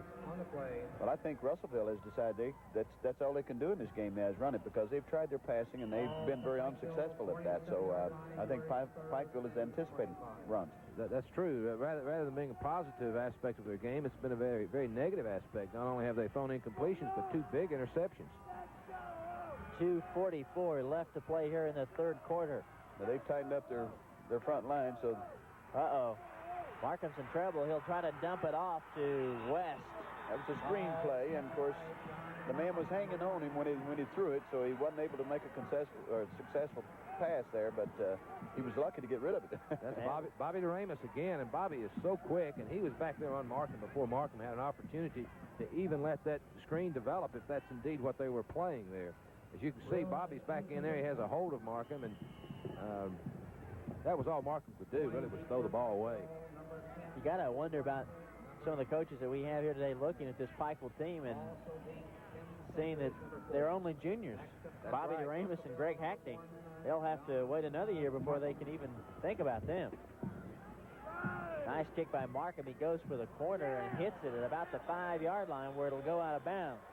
Well, I'll tell you, Markham has really punted the ball well today. If it weren't for that, this might be even a more lopsided score than it is.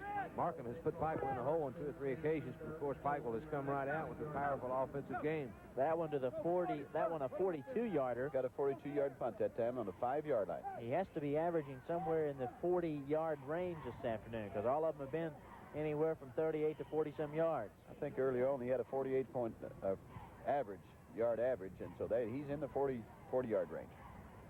1st and 10, Pikeville from their own 5-yard line. DeRamus straight up the middle. Now breaks it to the outside. Lots of room. Finally hauled down at about the 26-yard line. That gets you out of the hole in a hurry. I tell you, Russellville looked like they were lined up in a little blitz. And of course, if they can hit the little seam straight up the middle there, he's gone. Well, you know, Pikeville, they have such a running game, such power back there with DeRamus and Hackney, not to mention Chad Thornberry. And it seemed like on the last drive, Greg Hackney carried the ball 4 times for 46 yards. Maybe this time it's DeRamus' turn. Pickup all the way out to the 26-yard line. A 21-yard pickup. And this time Chad Thornsberry gets the call. Number 40. I tell you, the black and gold team out there, they're having a hard time figuring out which side of that backfield that man's coming from with the ball. That's right. Pikeville very often will give you a look of 2 backs crossing one way and then the other, and those 2 backs being Hackney and DeRamus, both of which can fly. Gives to DeRamus, breaks it across the 35 up near the 40. Well, one of the old plays they call the crossbuck is very difficult to. If you play the dive man, they give it to the second man. If you play the second man, they give it to the dive man. So it's very difficult to defend against. Particularly when both of those backs can run like Hackney and DeRamus can. Right. Gain of 6 yards. DeRamus 1st and 10. with a carry out to the 38-yard line. 1st and 10 for Pikeville. 8-yard line. High formation this time. First time we've seen wideouts to both sides. And the give went to Thornsberry. To about the 41, 42. You know, this is the first year that I have seen Coach Howard go through such a varied set of offenses.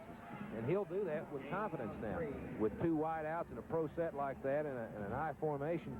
And he can throw the ball to either one of those receivers. And he knows Matt can throw it and throw it rather accurately. And that makes it tough on your defense. 2nd and 7 from the 41, a pickup of 3 by Thornsberry. They have 8 men on the line of scrimmage now. Wishbone formation, and the give to Hackney, trying to get outside, but Philip West drags him down. Looks like it's going to be short, Jeff, about a yard. If it's short, it'll bring up Gain of 6. 3rd and 1. It'll be 3rd and 1. The ball and the Well, we started the season out together with this team in the Pike County Bowl against Beechwood. I don't know if any of us thought we'd be in Louisville on the day after Thanksgiving with this team, but certainly a good possibility was in mind. I knew there was a good possibility, but you know, that's a long way to go. 13 games later, Greg Hackney breaks into the secondary, and Philip West brings him down about the 35. He has another 1st down for Pikeville. That was an 18-yard sprint by Greg Hackney, and he's really chewing up the yardage now. That's just straight up the middle, just straight ahead play. Quick give, quick opener. And Hackney off the ball for the first 5 to 10 yards is just very, very quick. And that carry by Hackney will bring the 3rd quarter to an end. And after 3 stops in this football game in the Class A State Championship in Louisville, it's the Pikeville Panthers leading Russellville 28-0.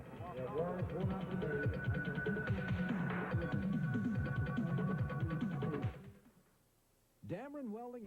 Back to pass. A beautiful pass complete from Blair to Robbie Wright, but we have a flag down right at the line of scrimmage. There's the umpire threw his flag, and it's either holding. I'd say it's holding right in the middle of the line there. It's against Pikeville. You can see the Pikeville offensive linemen appearing to be rather disgusted with themselves, and it was thrown immediately. Oh, yeah. There wasn't any wait to see what was going on. He threw it right off the bat. Boy, a beautiful execution, a beautiful touchdown. Well, nice catch, too. Perfect pass. Right on the numbers, right on the money, and Wright hauls it in, but it'll go for naught due to the holding penalty. and take it back to the 44-yard line of Russellville. Holding is a 10-yard penalty, Jeff, so it's going to make it 1st and 20 now. Well, now we'll get an opportunity, I believe, to see Matt Blair display some of his wares. He is a good passer, but Pikeville doesn't pass that often. But in this situation, you would expect him to. Delay to Hackney. Hackney across the 40 to about the 37. I think that was Bobby DeRamus. Oh, I'm sorry, Jeff. Bobby DeRamus, I should say. Not Hackney. Well, he picked up about seven of those 10 yards there, Jeff, looks like. DeRamus and Hackney certainly have been the workhorses, or they have been all season for that matter. Well, they have. Coach Trevitt calls them the twin turbines. And they run like a couple of turbine engines. And the good thing about it is they're only juniors. They'll be back next year. Blair will air it out. Looking long for McNamee. Just overthrown. He had him beat. He did have him beat, but, you know, on that particular route, Chris made a mistake that a lot of receivers make in high school. When he first turned and got by the back, he slowed his speed to look back to see if the ball had been thrown. Didn't quite pick it up there, but when he first came up face-to-face with the defensive back, he slowed his gait just a little bit, thinking the ball might be underthrown, and had he continued running at full speed, I think the ball would have been in his arms. Sometimes the receiver starts reaching for that ball rather than keep running and then reach for it at the last minute, slows him down something. Right. 3rd and 13, and over the middle, pass intended for Robbie Wright, hauls it in at the 29. Just ran a little hook pass in the middle there. You know, with the ball at the 29-yard line, I think they're going to spot it right at the 29. 4th down, you're in the 4th quarter. A punt won't help you at all. I don't think Mike McCoy can kick the ball that far consistently. I think they'll go for it. McCoy has kicked only 1 field goal this season to go along with 57 extra points coming into today's game. They've been averaging better than 4 yards a carry, and that's all they need on this play. So maybe they can, you know. Now we have officials timeout. Will Pikeville go for a pass here, or will they try to run the ball, Neil? Gee, that's a tough question. I tell you, they run it so well, and they need 5 yards. I look for them to put it in the air, though. As a matter of fact, I would look for, of course, I think they've taken Robbie Wright. No, Robbie's still in the game. I would look for a quick out to Robbie Wright. It's been open every time. I'd have to agree with you. I think they probably hit a little short down and out pattern. To make a little inside dive fake to keep them there. Of course, a quick post pattern's wide open. Well, Blair will throw it, looking, and complete to McNamee. A nice catch at the 20-yard line and a 1st down. And a beautiful pass. It was right on the money. He hit him right where he's supposed to. Well, we guessed good. Or we guessed well. I'm sorry to my English teacher back in high school. We guessed well. A 1st down to the 20-yard line. Well, when you're in a short yardage situation like that, the defense is all keyed up for a run. So you just about have to go for a short pass like that lots of times. Yeah, with 5 yards to go, you do. 1st and 10 from the 20, and Blair spins, gives it, and a fumble, and Washington will pick it up. And if anybody can catch him, I don't think they will. He'll go for a touchdown. Well, Darwin Washington will actually get a touchdown this afternoon, but it'll be on the defensive side. I don't think the ball carrier ever got a hold of the football. No. I don't think he did either. It was just a bad connection between, I think, Bobby DeRamus and Matt Blair. And then nobody on the Pikeville offense knew where the ball was. No one picked it up. The only person that knew, I think, was Matt Blair, and he was blocked out of the picture. Yeah, and once Washington got the ball and was 5 yards ahead of everybody with his speed, he was gone. You couldn't ask for a better man to come up with a loose football than your most talented running back. 28 touchdowns on the season for Darwin Washington. Well, if things hold true, if they can get their, if they can get 3 touchdowns in the last 5 minutes, you better watch out for this team. That's true. They're going for 2. They'll go for the 2-point conversion. They have trips left here, looks like, so they're going to throw the ball. The lone back is Washington. Markham will roll out, look into the end zone, and knock down incomplete. Virgil Ray on the defensive play, a real nice defensive play, and I really, Cat, don't understand why you go for 2 points there on that conversion. I don't know. That wouldn't help any at all, but looks like their quarterback is down, Neil. Markham shaking up on the play. No, I think they'd been just as safe to go ahead and get in their... Maybe they don't have they have an excellent kicker. We watched him before the game. Well, Markham... That's right.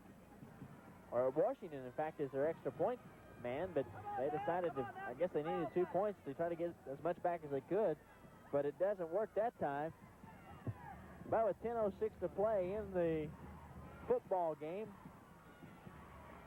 You know, 3-8 and a field goal, and you're still beat 28-27. There's just no reason at all to go for a 2-point conversion. I don't think the Coach Evany has his little list of the points that he needs. You know, a lot of them, I know Jerry Claiborne has a list that he knows that he's so many points down or up, he's going to go for 1 or 2. And lots of times you have to have that in your mind before the score to know what to do. Of course, Washington just ran about 70 yards, so he may have been too winded to kick, too. Yeah, he may have. I see Markham's being attended to by what may be the Russellville team physician there. They have him seated on the bench on the sideline. In fact, Washington's not going to kick off this time. He's been kicking. Instead of him, they have number 3 in to do the kicking for them. Well, he does not even list it. He's not listed on the roster here, so... That would have been a heck of a turn of events had this been a very, very close game. You know, Pikeville looking to go in for a score at about the 25-yard line, and suddenly it's 7 points for the other team, or 6. As you go back to old Yogi Berris, it's never over until it's over. That's so right. You have to keep playing. Taken in by Wright. Gets it back to about the 27. Number 10. Robbie hesitated a little bit after he caught that ball, and it got a little crowded in there, and he wasn't sure which way to go, and really, it cost him 5 or 10 yards. My philosophy is you ought to always take that kick off and just get it straight up that field as fast as you can. Well, you don't want to see Pikeville let their guard down and think they have this ball game won, because there's too many things can happen. Too many things, and there's 9:55 left in the football game. You know, they did that for a few moments up at Beechwood. And unfortunately for Pikeville, Beechwood gave the ball back to them every time that Pikeville made a turnover. As the first turnover at Pikeville, the only time they turned it over this afternoon. Meanwhile, Russellville's turned it over 4 times. Russellville has 12 people on the field, looks like, so somebody's very alert out there to call timeout. They had 12 men on the field. So they call a timeout with 9:43 left to play in the football game. We'll step out as well. And Pikeville leading the Russellville Panthers 28-6.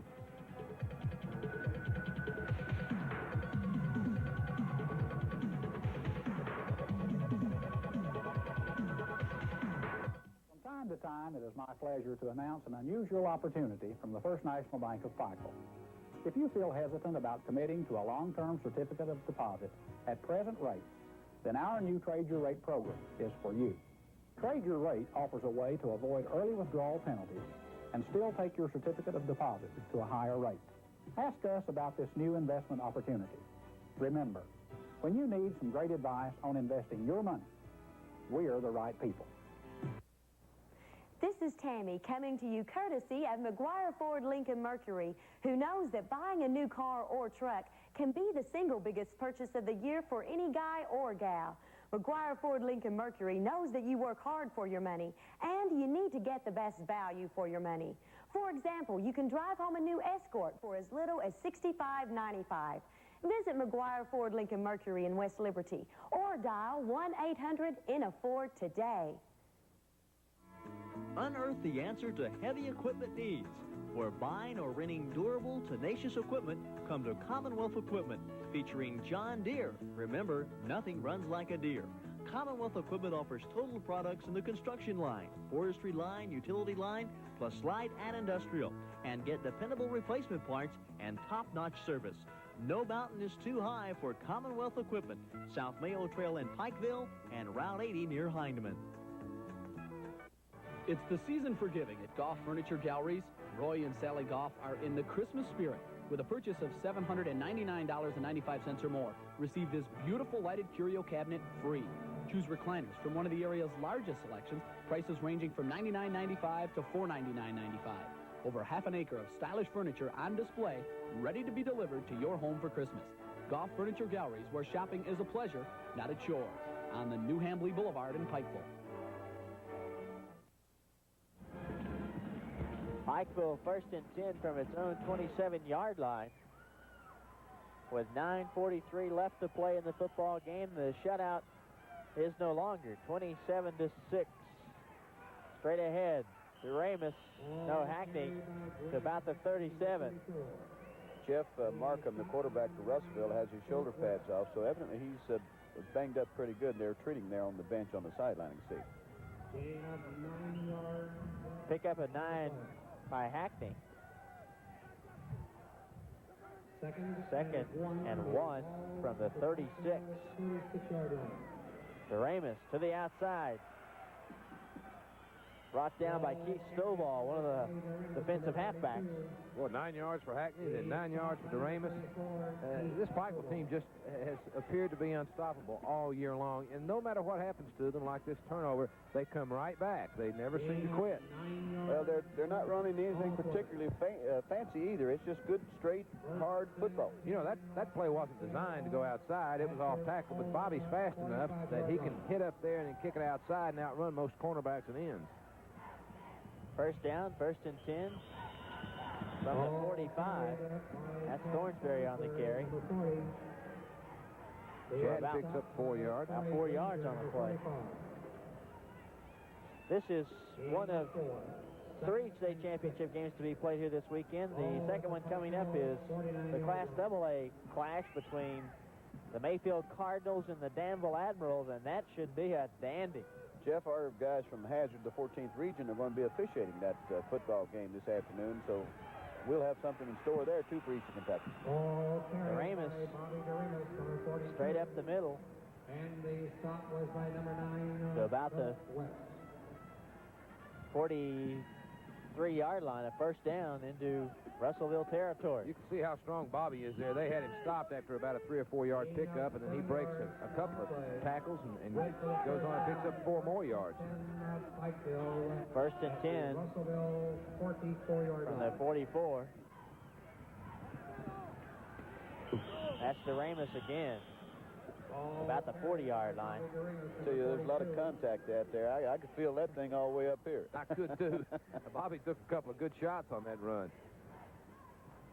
It's a good thing he is as strong as he is. Very powerfully built. I'm just amazed by the quickness of this Pikeville backfield. I think that's what's made them so effective all year, Neil. I think that, Cat, and again, I go back to Matt Blair. He does such a great job of faking into those backs who don't get the ball, and then when they do give the ball off, you don't know if he has or not. Wishbone offense, you have to have a good quarterback that can execute those plays. Blair will keep it on the option, tries to get outside. Number 12. Didn't get much, maybe a couple of yards. Neil, I just found out this morning that was John Bill Trivets' grandson. I wasn't aware of that. Yes, that is. That's John Bill's grandson. John Bill Trivett, the most winningest coach, I guess, in Pikeville history, and also will be inducted into the Kentucky High School Athletic Hall of Fame, just announced this past week. Yeah, John Bill was a legendary high school coach at Pikeville in the late 40s and throughout the 50s. Had some very successful teams. Doremus hit at the line that gets loose and spins forward to about the 29.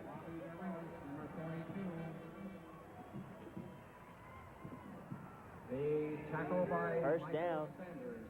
Another 8 or 9 yard pickup for Bobby Doremus. Yeah, John Bills has another grandson that was Cat on their junior high football team that you saw play this year against the Hazard junior high team, for which your son was the quarterback. Right. And JP's going to be another fine football player. They have some mighty fine young men coming on, Jeff, Neil, because that 7th and 8th grade team looked mighty good this year. They did have a lot of good kids on that, and we were very proud of them. They went 9-0, and I think probably the best team that we played was the Hazard junior high team, without a doubt. Of course, that's what your program has to have, young men coming on. Well, you have to have a continuity of that program from Little League throughout high school. As we see on the replay here, short gainer. Maybe a gain of 1. 2nd and 9 for Pikeville from the Russellville 28. Blair back to pass, looking for Robbie Wright. May have a flag. I don't agree with that call. He looked like he had good position. He had good position. I think the problem was he was too square on the fella. Yeah. He didn't have any way to make the play except to come over the top. Of course, the guy had better position than I did, but it looked like he was right in position to make the I think he was, but I think right here you'll see the defensive back stop and come back over the top of the receiver rather than trying to go around the receiver and make the play. It's close. It's real close. Because you played in that defensive backfield, and I know you would have been upset over that one. Oh, yeah. Had that been me, I would have assured you that wouldn't have been pass interference. But I tell you one thing, Cat. Of course, you're an SEC official and a dandy from what I've heard, and you know the game. But one fault I have with a lot of high school officials, they call pass interference on every contact. I agree with you 100%. And both guys have the same opportunity to catch that football. That's right. Once it's in the air, it's anybody's football. And I coached for a few years, and you know, that killed me to teach a kid how to do a good job, and then some official blow the call. That's right. That's right. First down for Pikeville from the 14, and Ramus brought down in the backfield. That is Mike Sanders, one of the linebackers back there to get him. You haven't seen that happen much today. No, you certainly haven't. You haven't seen that happen much this year. No, that's for sure. You know, have we mentioned the All-State players for Pikeville fully, Jeff? Well, I tell you what, we'll pull that out and mention. In fact, we had several Eastern Kentucky players named to the first and second team AP offense and defense. There's a chance to do that here after this play. There's a loose football. Looks like Russellville has it. They do. They tried a little inside counter and dropped the ball. Well, we've got 5 minutes left in this game, and there's another opportunity blown by Pikeville, although it's 28-7, and you certainly don't want to fault them at this point. But we see they're trying a reverse here to the wingback, and Matt just dropped the ball. He never did get a hold of the ball. He in the center had a little miss exchange there. He never did really get a good handle on the ball. That's right. Get a chance to mention those first-team All-State players for Pikeville. On offense, we have Tim Holenecker. He's one of the offensive linemen. And then the first-team defense, we have Chris McNamee as defensive back, along with Bobby DeRamus at nose guard. And then second-team All-State, Greg Hackney at running back for Pikeville, along with Chris McNamee at an end. And McNamee just made an outstanding play right there. He threw the running back for a loss. And other players around the mountains, Morgan County had a player on that team, a place kicker, Brian Goforth, on the first team Associated Press All-State. And second team offense is Cumberland's talented running back Edward Clark, also on that first team. And then on the second team defense is Chris Ratliff at Belfry, a linebacker. DeRamus back there to bring Washington. Washington lost the handle on the football, and he had to scramble around to try to pick it up. And by the time he got a hold of it, they had 3 or 4 of the Pikeville players all over him. I'm sure he's a mighty disgusted young man, and he's a much better football player than I think he's performed here today. Oh, I think so, too. I think he's had a lot of breaks go against him early in the game, and the injury that you mentioned hurt him quite a bit. I think it hurt their strategy more than it hurt him physically. Right. Also on that second team AP All-State is the quarterback for Pineville, Mark Woolham. That's the son of Jerry Woolham, who played at Kentucky. Jerry and I are good friends. Missing from that is Pikeville's leading scorer in the state, Mike Allen, fine running back for Pineville. You know, the Beechwood quarterback, Rob Witten, that we've seen twice this year, well, one and a half times, is the first-team All-State quarterback. And I tell you what, I'm not a bit surprised. They talked about him being slow, but that kid stands in the pocket extremely well, has a lot of poise, and he's very deserving of that honor. We have an offsides on the defense there, Jeff, so Russellville picks up 5 yards on an offside penalty. 3:33 left to play in this game. Pikeville with it in hand comfortably, 28-6. And in fact, the sun has come out. It looks beautiful out here today. Give going to Dante Wells, nothing for Wells. Neil, have you heard any plans for the celebration? What exactly, maybe if Pikeville wins, or was the plans before coming down here? I understand that Morgan Elkins, whose son-in-law, Howard Wallen, coaches the basketball team, incidentally, has arranged for a state police escort from Salyersville into Pikeville tomorrow afternoon. I think they're forming up at Salyersville at about 1 o'clock in the afternoon, and then Sunday afternoon, I understand further that there will be a parade in Pikeville with the football team, the coaching staff, and maybe some of the other football programs involved. These people expected this. I think so, slightly. 4th and 10. Here's a pitch back and a quick kick by Washington. It'll keep rolling down to about the 30-yard line. Inside the 30, down to about the 27. Unusual call with 2:28 to go in the game, and you're down 28-6. But you know, I'm sure too that the coach wants to keep this thing as slim in differential points as he can. That turned out to be a 54-yard punt. Washington. 55. They gave him 55 yards credit for that. So Pikeville will have it. 1st and 10 from their own 27. You know, Pikeville just needs to hold on to the football, really. Yeah. You know, you talked about continuity in programs. A fellow I'd like to mention in a moment after we have this play who's been very important to the Pikeville program for over 20 years. Doremus wide out to this side with a give going to Thornsberry, spinning around and getting a couple of yards. Dickie Van, who coaches the junior high football team over there, Cat, he's been involved in the junior high program and the Little League program for over 20 years. I see him standing on the sidelines over there with the Pikeville team. You know, without people like Dickie, and he coaches for no compensation, voluntary work, has done it for years. He's provided Hillard with a lot of talent. I'd say a lot of these kids out here right now played for him. Every one of them. Okay. Every one of them, except Bobby Doremus, who transferred from Texas last year.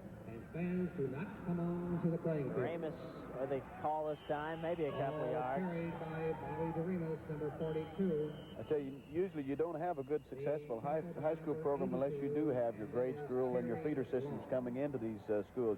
You have to have that. You know, I can go back 4 or 5 years ago, and I've been helping Dickie coach for about 7 years now.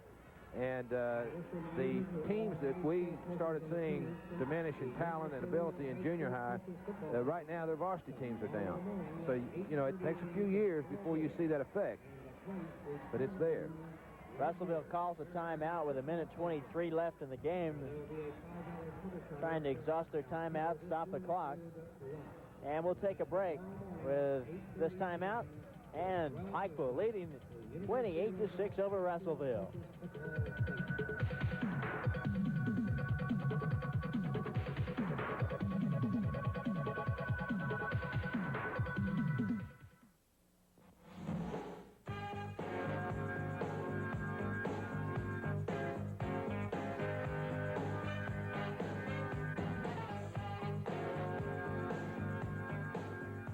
Bringing petroleum products to the commercial, mining, and industrial concerns.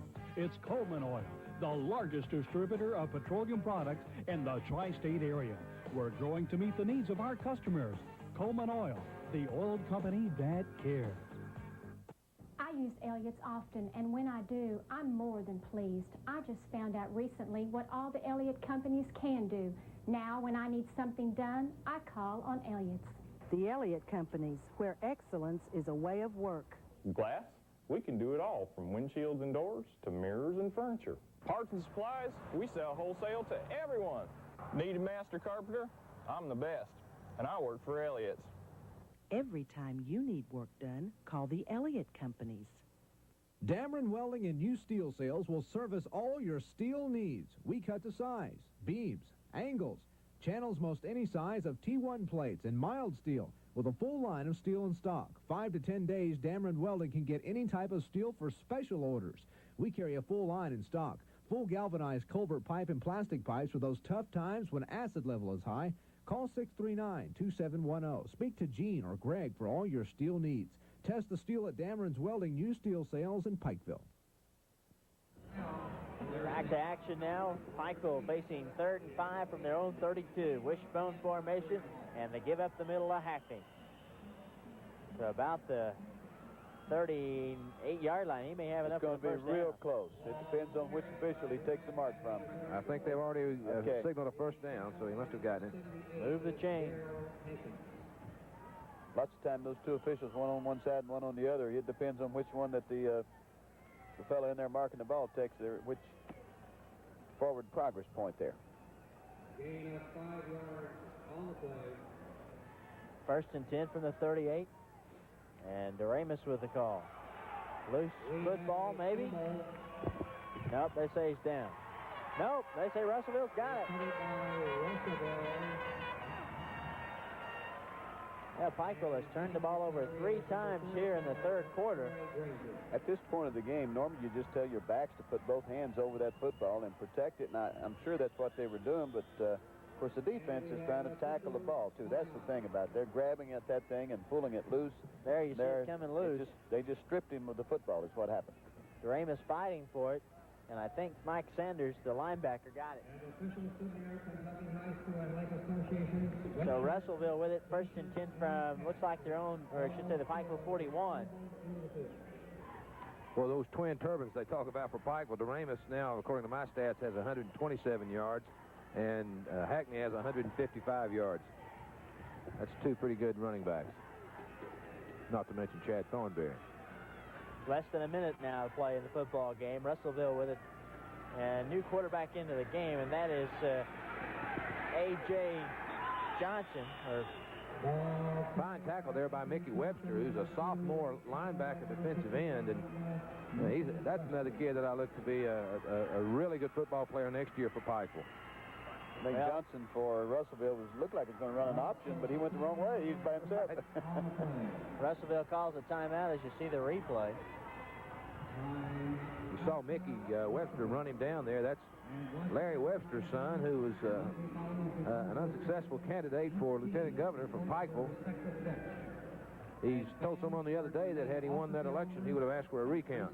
Of course, you're seeing both teams now empty their bench to put some of the young men in, Pikeville particularly. Russellville will have it from their own, I should say from the Pikeville 49-yard line with just 28 seconds left in this game. 28-6, Pikeville on its way to its first Class A state championship. They were here in 1972 and shut out. Back in 1979 in AA, shut out again by Fort Campbell 26-0. But today, the Panthers will be the team with a victory, although no shutout. Very close to it, though.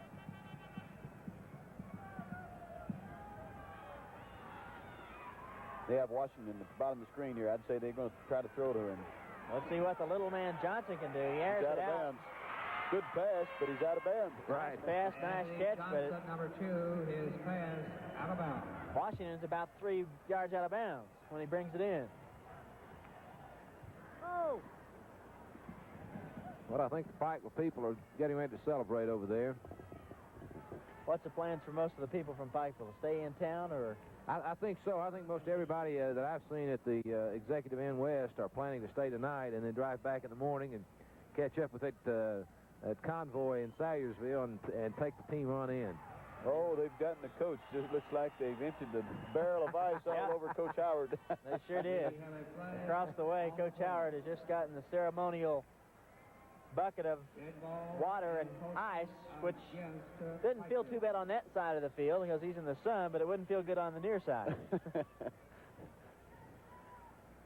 I thought the officials had called a penalty on him for that, but somebody was offside, so it wasn't that. Pikeville in the neutral zone. 5-yard penalty, and again, Johnson back to pass, airing it out. Got a nice strong arm. Incomplete. No flags on the play. Intended for Dante Wells. Number 6. Robbie Wright defending on the play. Dante wanted a penalty there. Robbie fell, and it looked like he made some contact, although it was incidental, and plus I don't think that ball was catchable. It was well over the head of Dante. Right. I think we see one thing. This backup quarterback Johnson can air it out a little bit better than the starting quarterback Markham. But not with a lot of accuracy, I'm afraid. He seems to be just throwing that ball as far as he can. Throwing it as far as he can, right. He thinks he's in that Ford Motor Company punt, pass, and kick contest. Johnson's a senior while Markham is a junior. I see a young man just come in the game there, Jason, number 80 for Pikeville. This will be the last. Young people in. Might be the last play of the game as the pass will be intercepted by Robbie Wright. He'll just maybe run around and run out the clock. 3 seconds, 2 seconds. If he doesn't run it back for a touchdown, he'll run it out of bounds. That's the game. The football game. And the Pikeville Panthers are the 1987 Class A state football champions. Tell you what, they're quite excited on that sideline, Jeff. A perfect season, 14-0. The odds of that are almost impossible. the most wins ever by a Pikeville football team, 14-0, and the Panthers' 8th winning season in the school's history. That was the 3rd interception today for Robbie Wright. And he did a good job of running down the clock. Killed the clock, that's right. Right. Basically, all he was looking to do was kill the clock, and he did. Jeff, I'd like to be the first to congratulate the Panthers from Pikeville on their state championship. Of course, this is great to see one of these big trophies come back to the mountains. It's great. It certainly is. I'll tell you, in my experience, this is the finest Class A football team I've ever seen play in Kentucky, and I really believe that. That's what Coach Barrett from Russellville said this morning. Said this is a fine football team. Indeed, they are. It's certainly the best football team that Pikeville's ever had, and one of the best to ever play in the mountains. I'm so proud of these kids. I know them all, and I've coached them in junior high football along with Dickie Van Hoos. They've worked hard. This is no accident. These kids have really worked hard. They worked hard in the weight room. They're good kids. They're good students, and they're so deserving of this. Coach Oling, the coaches at Henry Clay and Lexington, they came up and played Pikeville, and he said that was one of the best teams they had faced all year. They definitely were a fine football team. Well, I knew Pikeville was strong when they went over to Belfry and beat a good Belfry team at Belfry the way they did. And, of course, beating Henry Clay is a big, big plus for a small Class A school to beat a 4A, ultimately the Lexington City champion. That's exactly right. So you can't take anything away from this Pikeville team. Some people accuse them of playing a light schedule. They did have some teams that maybe weren't powerhouses, but through and through they had enough games there they could prove that they were an excellent football team. Well, I think they have, and certainly they've ended it today with the state championship. And I certainly congratulate them. I'm very proud of them. Well, the Pikeville team back to the sidelines where the sun is shining brightly and aptly so on this afternoon. And both teams going back to their respective benches, and we'll have the trophy presentation as we see President of the KHSAA and Principal at Belfry High School, Frank Welsh, carrying the trophy. Russellville receiving their trophy. Runner-up trophy. That's their captains from Russellville out there receiving the trophy. And now you'll see the Pikeville Panthers receive their trophy in just a moment. Has to be kind of a proud moment for Frank Welsh, being from Pike County, principal of Belfry High School, to give this trophy away. I'm sure that it is. You know, Dickie Van Hoos said 3 years ago when we had these kids in the junior high program that when they're juniors and seniors, they'll win the state championship, and that nobody will beat them. And at least for this year, he's right.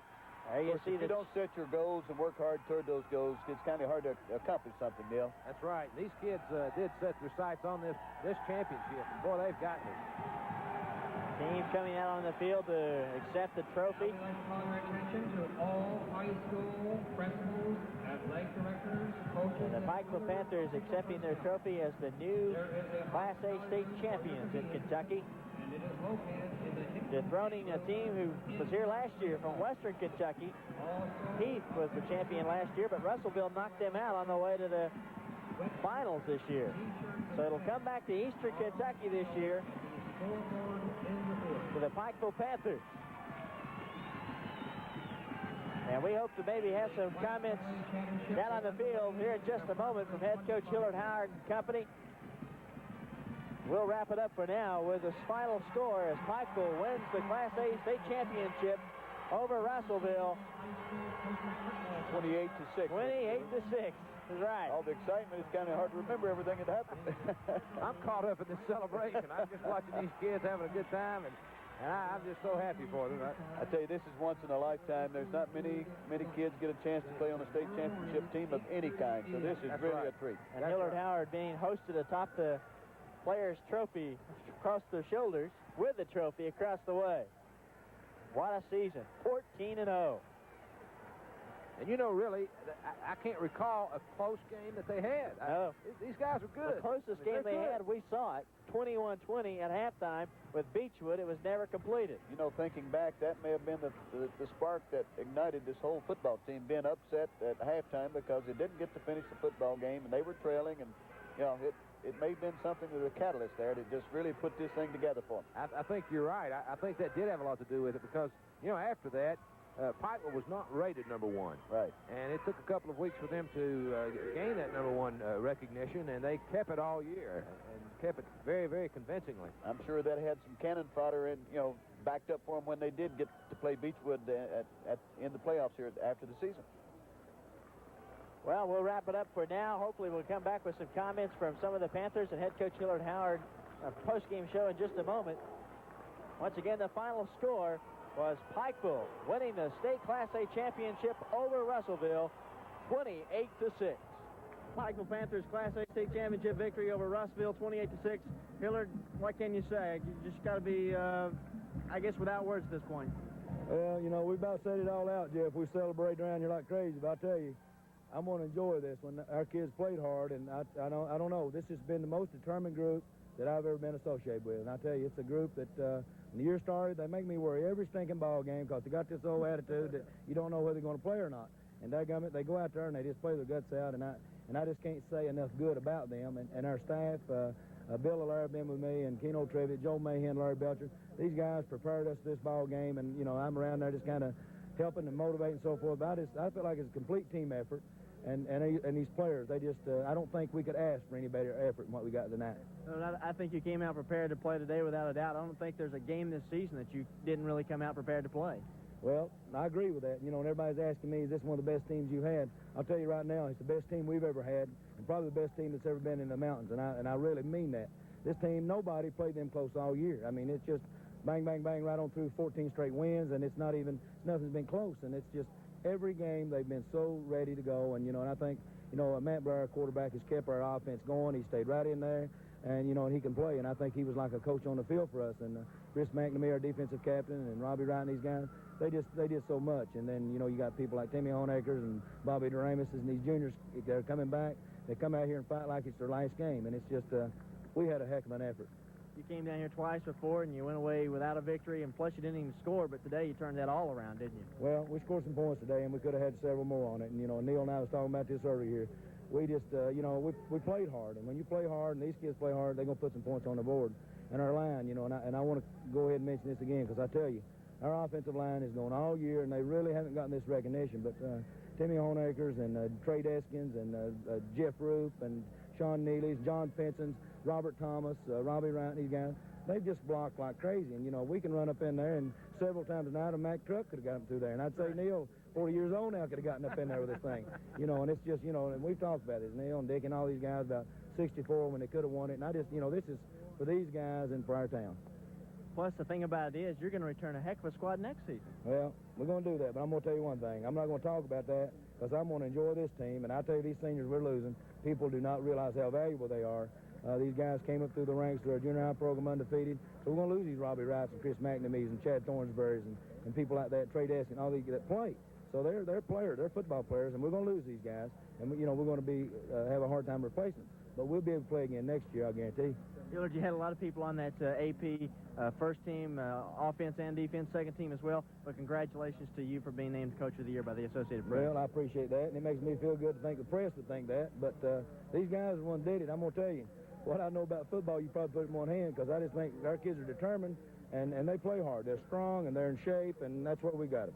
You got to give yourself more credit than that, though. Well, I think we did a good job with them. I'll say that. I was impressed with your offense quite a bit today, but you can't win a football game unless you outscore the other opponent, and I thought your defense did extremely well today, particularly keeping the one young man, Darwin Washington, under wraps there all day, because he's a fine athlete. Well, we came in this game, and Darwin Washington, whether people know this or not, when he was a freshman, he finished 5th in the nation in the 100-yard dash out in California. He's a sprinter, and I'm telling you, he's a great football player. But I think our defense did a good job keeping him inside. And I think Mr. Washington got a little bit tired tonight because we put some licks on him. Then when he was on defense trying to play a linebacker, we isolated up in there on him a little bit, and I think that took away from his offensive play. I thought your defense looked equally as good as your offense did, as good as your offense looked. I would not want to say that offense was better defense or defense or offense. It's a complete win. Our punter, Tim McNamee, our kicker, Mike McCoy, I think all phases of our game were good. Our coverage on kickoff, our coverage on punt, I don't think they had him returning on punt. One kickoff, they broke it, but that's it. Excellent game plan as well executed today. Well, I was pleased, and I'm just happy and tickled to death for our team and our town. Millard, again, congratulations. What can you say? And we're looking forward to the celebration back in Pikeville. Well, appreciate that. Appreciate Neil, too. You guys have followed us. You've been around us all year, and I just, Neil, I tell you, and I appreciate you and everything y'all done for us. You're more than welcome, Hillard, and I want to say congratulations to you, not only for the championship, but for the Coach of the Year honor, which you so richly deserve. And I told you last weekend you were going to win it. You already had my vote, even though I don't have one. I didn't know you controlled it.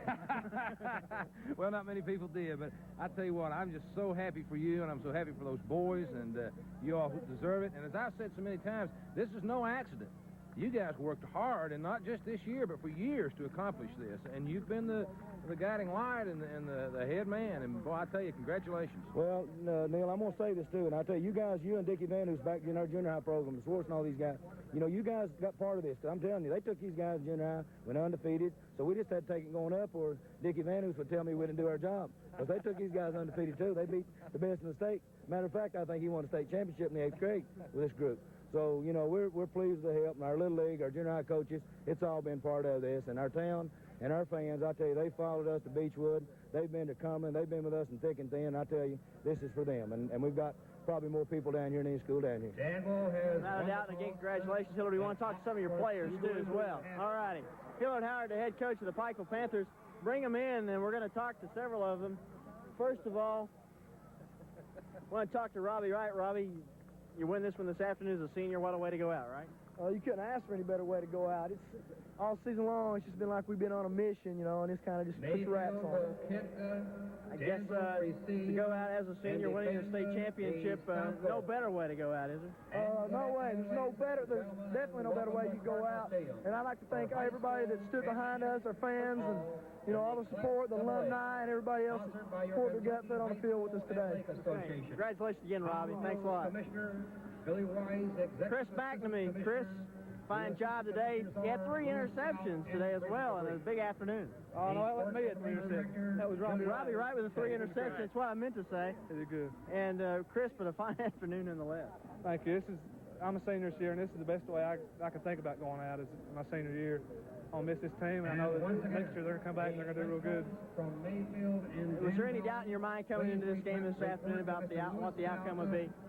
No, I knew we could win. It's just a matter of keeping our head and working hard, not getting caught up in all the crowd and a big field. It seemed like this team never did that all season. No, it didn't. But always, I was still worrying about it because that's what the last 2 teams that came here did. They got caught up in everything, and they just didn't get their mind on the game. Chris, it seemed to me the entire year that you all had a purpose. You were very intent on going all the way. You played very mature football. What suddenly caused this change in your football team from last year? I know a year of maturity has a lot to do with it, but is there anything singularly that caused this turnaround? I think it's definitely our coaches. Our coaches, before every game, they always have a good scouting report on the other team, and they're always drilling stuff in our head, you know, about the other team and what they're going to do. And more or less, we know what the other team's going to do when we get out in the field. By the way, I want to congratulate you on your being named All-State on the first-team defense and the second-team All-State defense. And that's quite an honor. I've never known anybody from Pikeville to be on the big All-State team, both offensively and defensively. I want to congratulate you. You certainly deserve it. Again, congratulations, Chris. What's ahead for you now? I don't know. I hope to go to college next year and play some ball, but I don't know. It's going to savor a Class A championship right now, right? Oh, yeah, I'm going to love this. This is something nobody can take away from me. That's right. Congratulations again, Chris. Okay, thanks a lot. All righty. Chris McNamee, and we're going to get Matt Blair, the quarterback. Get Matt Blair in here. Matt, fine job this afternoon. I know you got to feel awfully good. Again, another senior going out a winner. Yeah, it's a great feeling to have. We worked for this all summer long. We planned on being here. This was in 8th grade. We've all played together, and it's great. I guess coming in 13-0 in this game, did you have any doubt in your mind that you'd leave here as champions today? Well, we were kind of confident. There's, you know, you always worry that something can happen, so we had to get our heads ready and get ready to play. Certainly did that. I don't think there's any doubt that you came ready to play today. You've been ready to play all season. Yeah, we've gone. We set all our goals, and we've accomplished all of them. Undefeated, state champions, you can't ask for much more. Certainly can't. Matt, is there any particular game where you felt like you turned around with your confidence? Because I noticed a tremendous improvement in your game, particularly your confidence in throwing the ball. on any given down situation, was there some time or some point in the season where you felt suddenly that you gained that confidence? I think in the Pikeville game, my first playoff game, is where I really started to get my confidence, because I knew I was throwing it pretty well against a good team, and I knew, if I could throw it against them, I could throw it against anybody. Yeah, well, you certainly have, and congratulations on a fine season. Thank you, Matt. Congratulations. Matt Blair, the quarterback, senior quarterback for the Panthers. Yeah. What a way to go out, right? Yes, it's a wonderful way to go out. This is Tim Honecker, who you don't recognize the guys with their jerseys and their helmets off, but Tim, also congratulations to your being named to the All-State offense as a first-team selection. It's fantastic. I can't believe it. I mean, you find that out today, and also you win the state championship as well. It's really almost too much to handle in one day, isn't it? I can't believe it. I'm too excited, and I love it. I love it to death. Tim, this team seemed like it just wouldn't be denied this season, and 14-0, it's hard to imagine that you could go through a season without a loss, isn't it? Yeah, we didn't really expect to go this far, but now that we done got here and won it, I'm proud of us. I'm proud of every one of us. Timmy, I just want to congratulate you on a fine season and being named first-team All-State. You certainly deserve it. Look forward to seeing you next year, but enjoy this one. Okay. Timmy, thanks a lot. Timmy Honecker. And here's Bobby DeRamus. Nobody would not recognize number 42. Bobby, fine job today, and what do you feel like right now? I'm so happy. I feel great. We won Class A state champions, and we got something that nobody can't never take away from us. And 50 years from now, we can come back and see our names and pictures in the school. I'm happy. And plus, also today, another honor for you. You were named to the first-team state defensive squad as a nose guard, but your stats have been put up offensively this season. That has to be unbelievable. Well, I'm happy that I was named first team All-State. I worked hard at nose guard, and I tried to make it offense and defense, but I knew it was only going to go one way. But I think I had a great season, and I'm happy. Bobby, you're just a junior. Hopefully, maybe you'll get the shot to bring it back here again next year. Yeah, I think we can do it next year. We have just about everybody back. We have a good group of seniors next year as we did this year, and I think we can bring it back to state again next year. I'm sure you don't want to worry about that right now. You just want to savor this championship. Yep, I'm going to be proud of this championship and wait till next year to talk about it. Bobby, I just want to say congratulations to you, both on the championship and your first-team All-State honor. All right, thank you very much. Thanks, Bob. Appreciate it. All right. Greg Hackney joined us now. Greg, fine game this afternoon. What a way to go out. Thank you. It was great. I loved it. Love to do it this next year, too. Yeah, you're just a junior. You and Bobby are going to be back next year. It gives you something to shoot for again next year, doesn't it? Yes, sir. But the way that you did this afternoon, any doubt in your mind coming into this one this afternoon that you would end up the champion? No, not really. Our fans sort of put it up to us like, we won, it's great, but if we lost, it means it'd be okay because they've been here before, and this is the first time, and I loved it. Greg, congratulations on being named second-team All-State this year. Only a junior, and boy, I tell you, nobody in the state that I know deserves it more. Thank you. A great year for you. We had you down for about 165 yards today. You ran with a lot of confidence, and I'm sure you're very appreciative of the linemen that you had, like Trey Deskin standing over here watching you. I mean, they really opened the holes for you. Yes, sir, they did. I love the line to death. They're a great line. They open big holes, and they're big.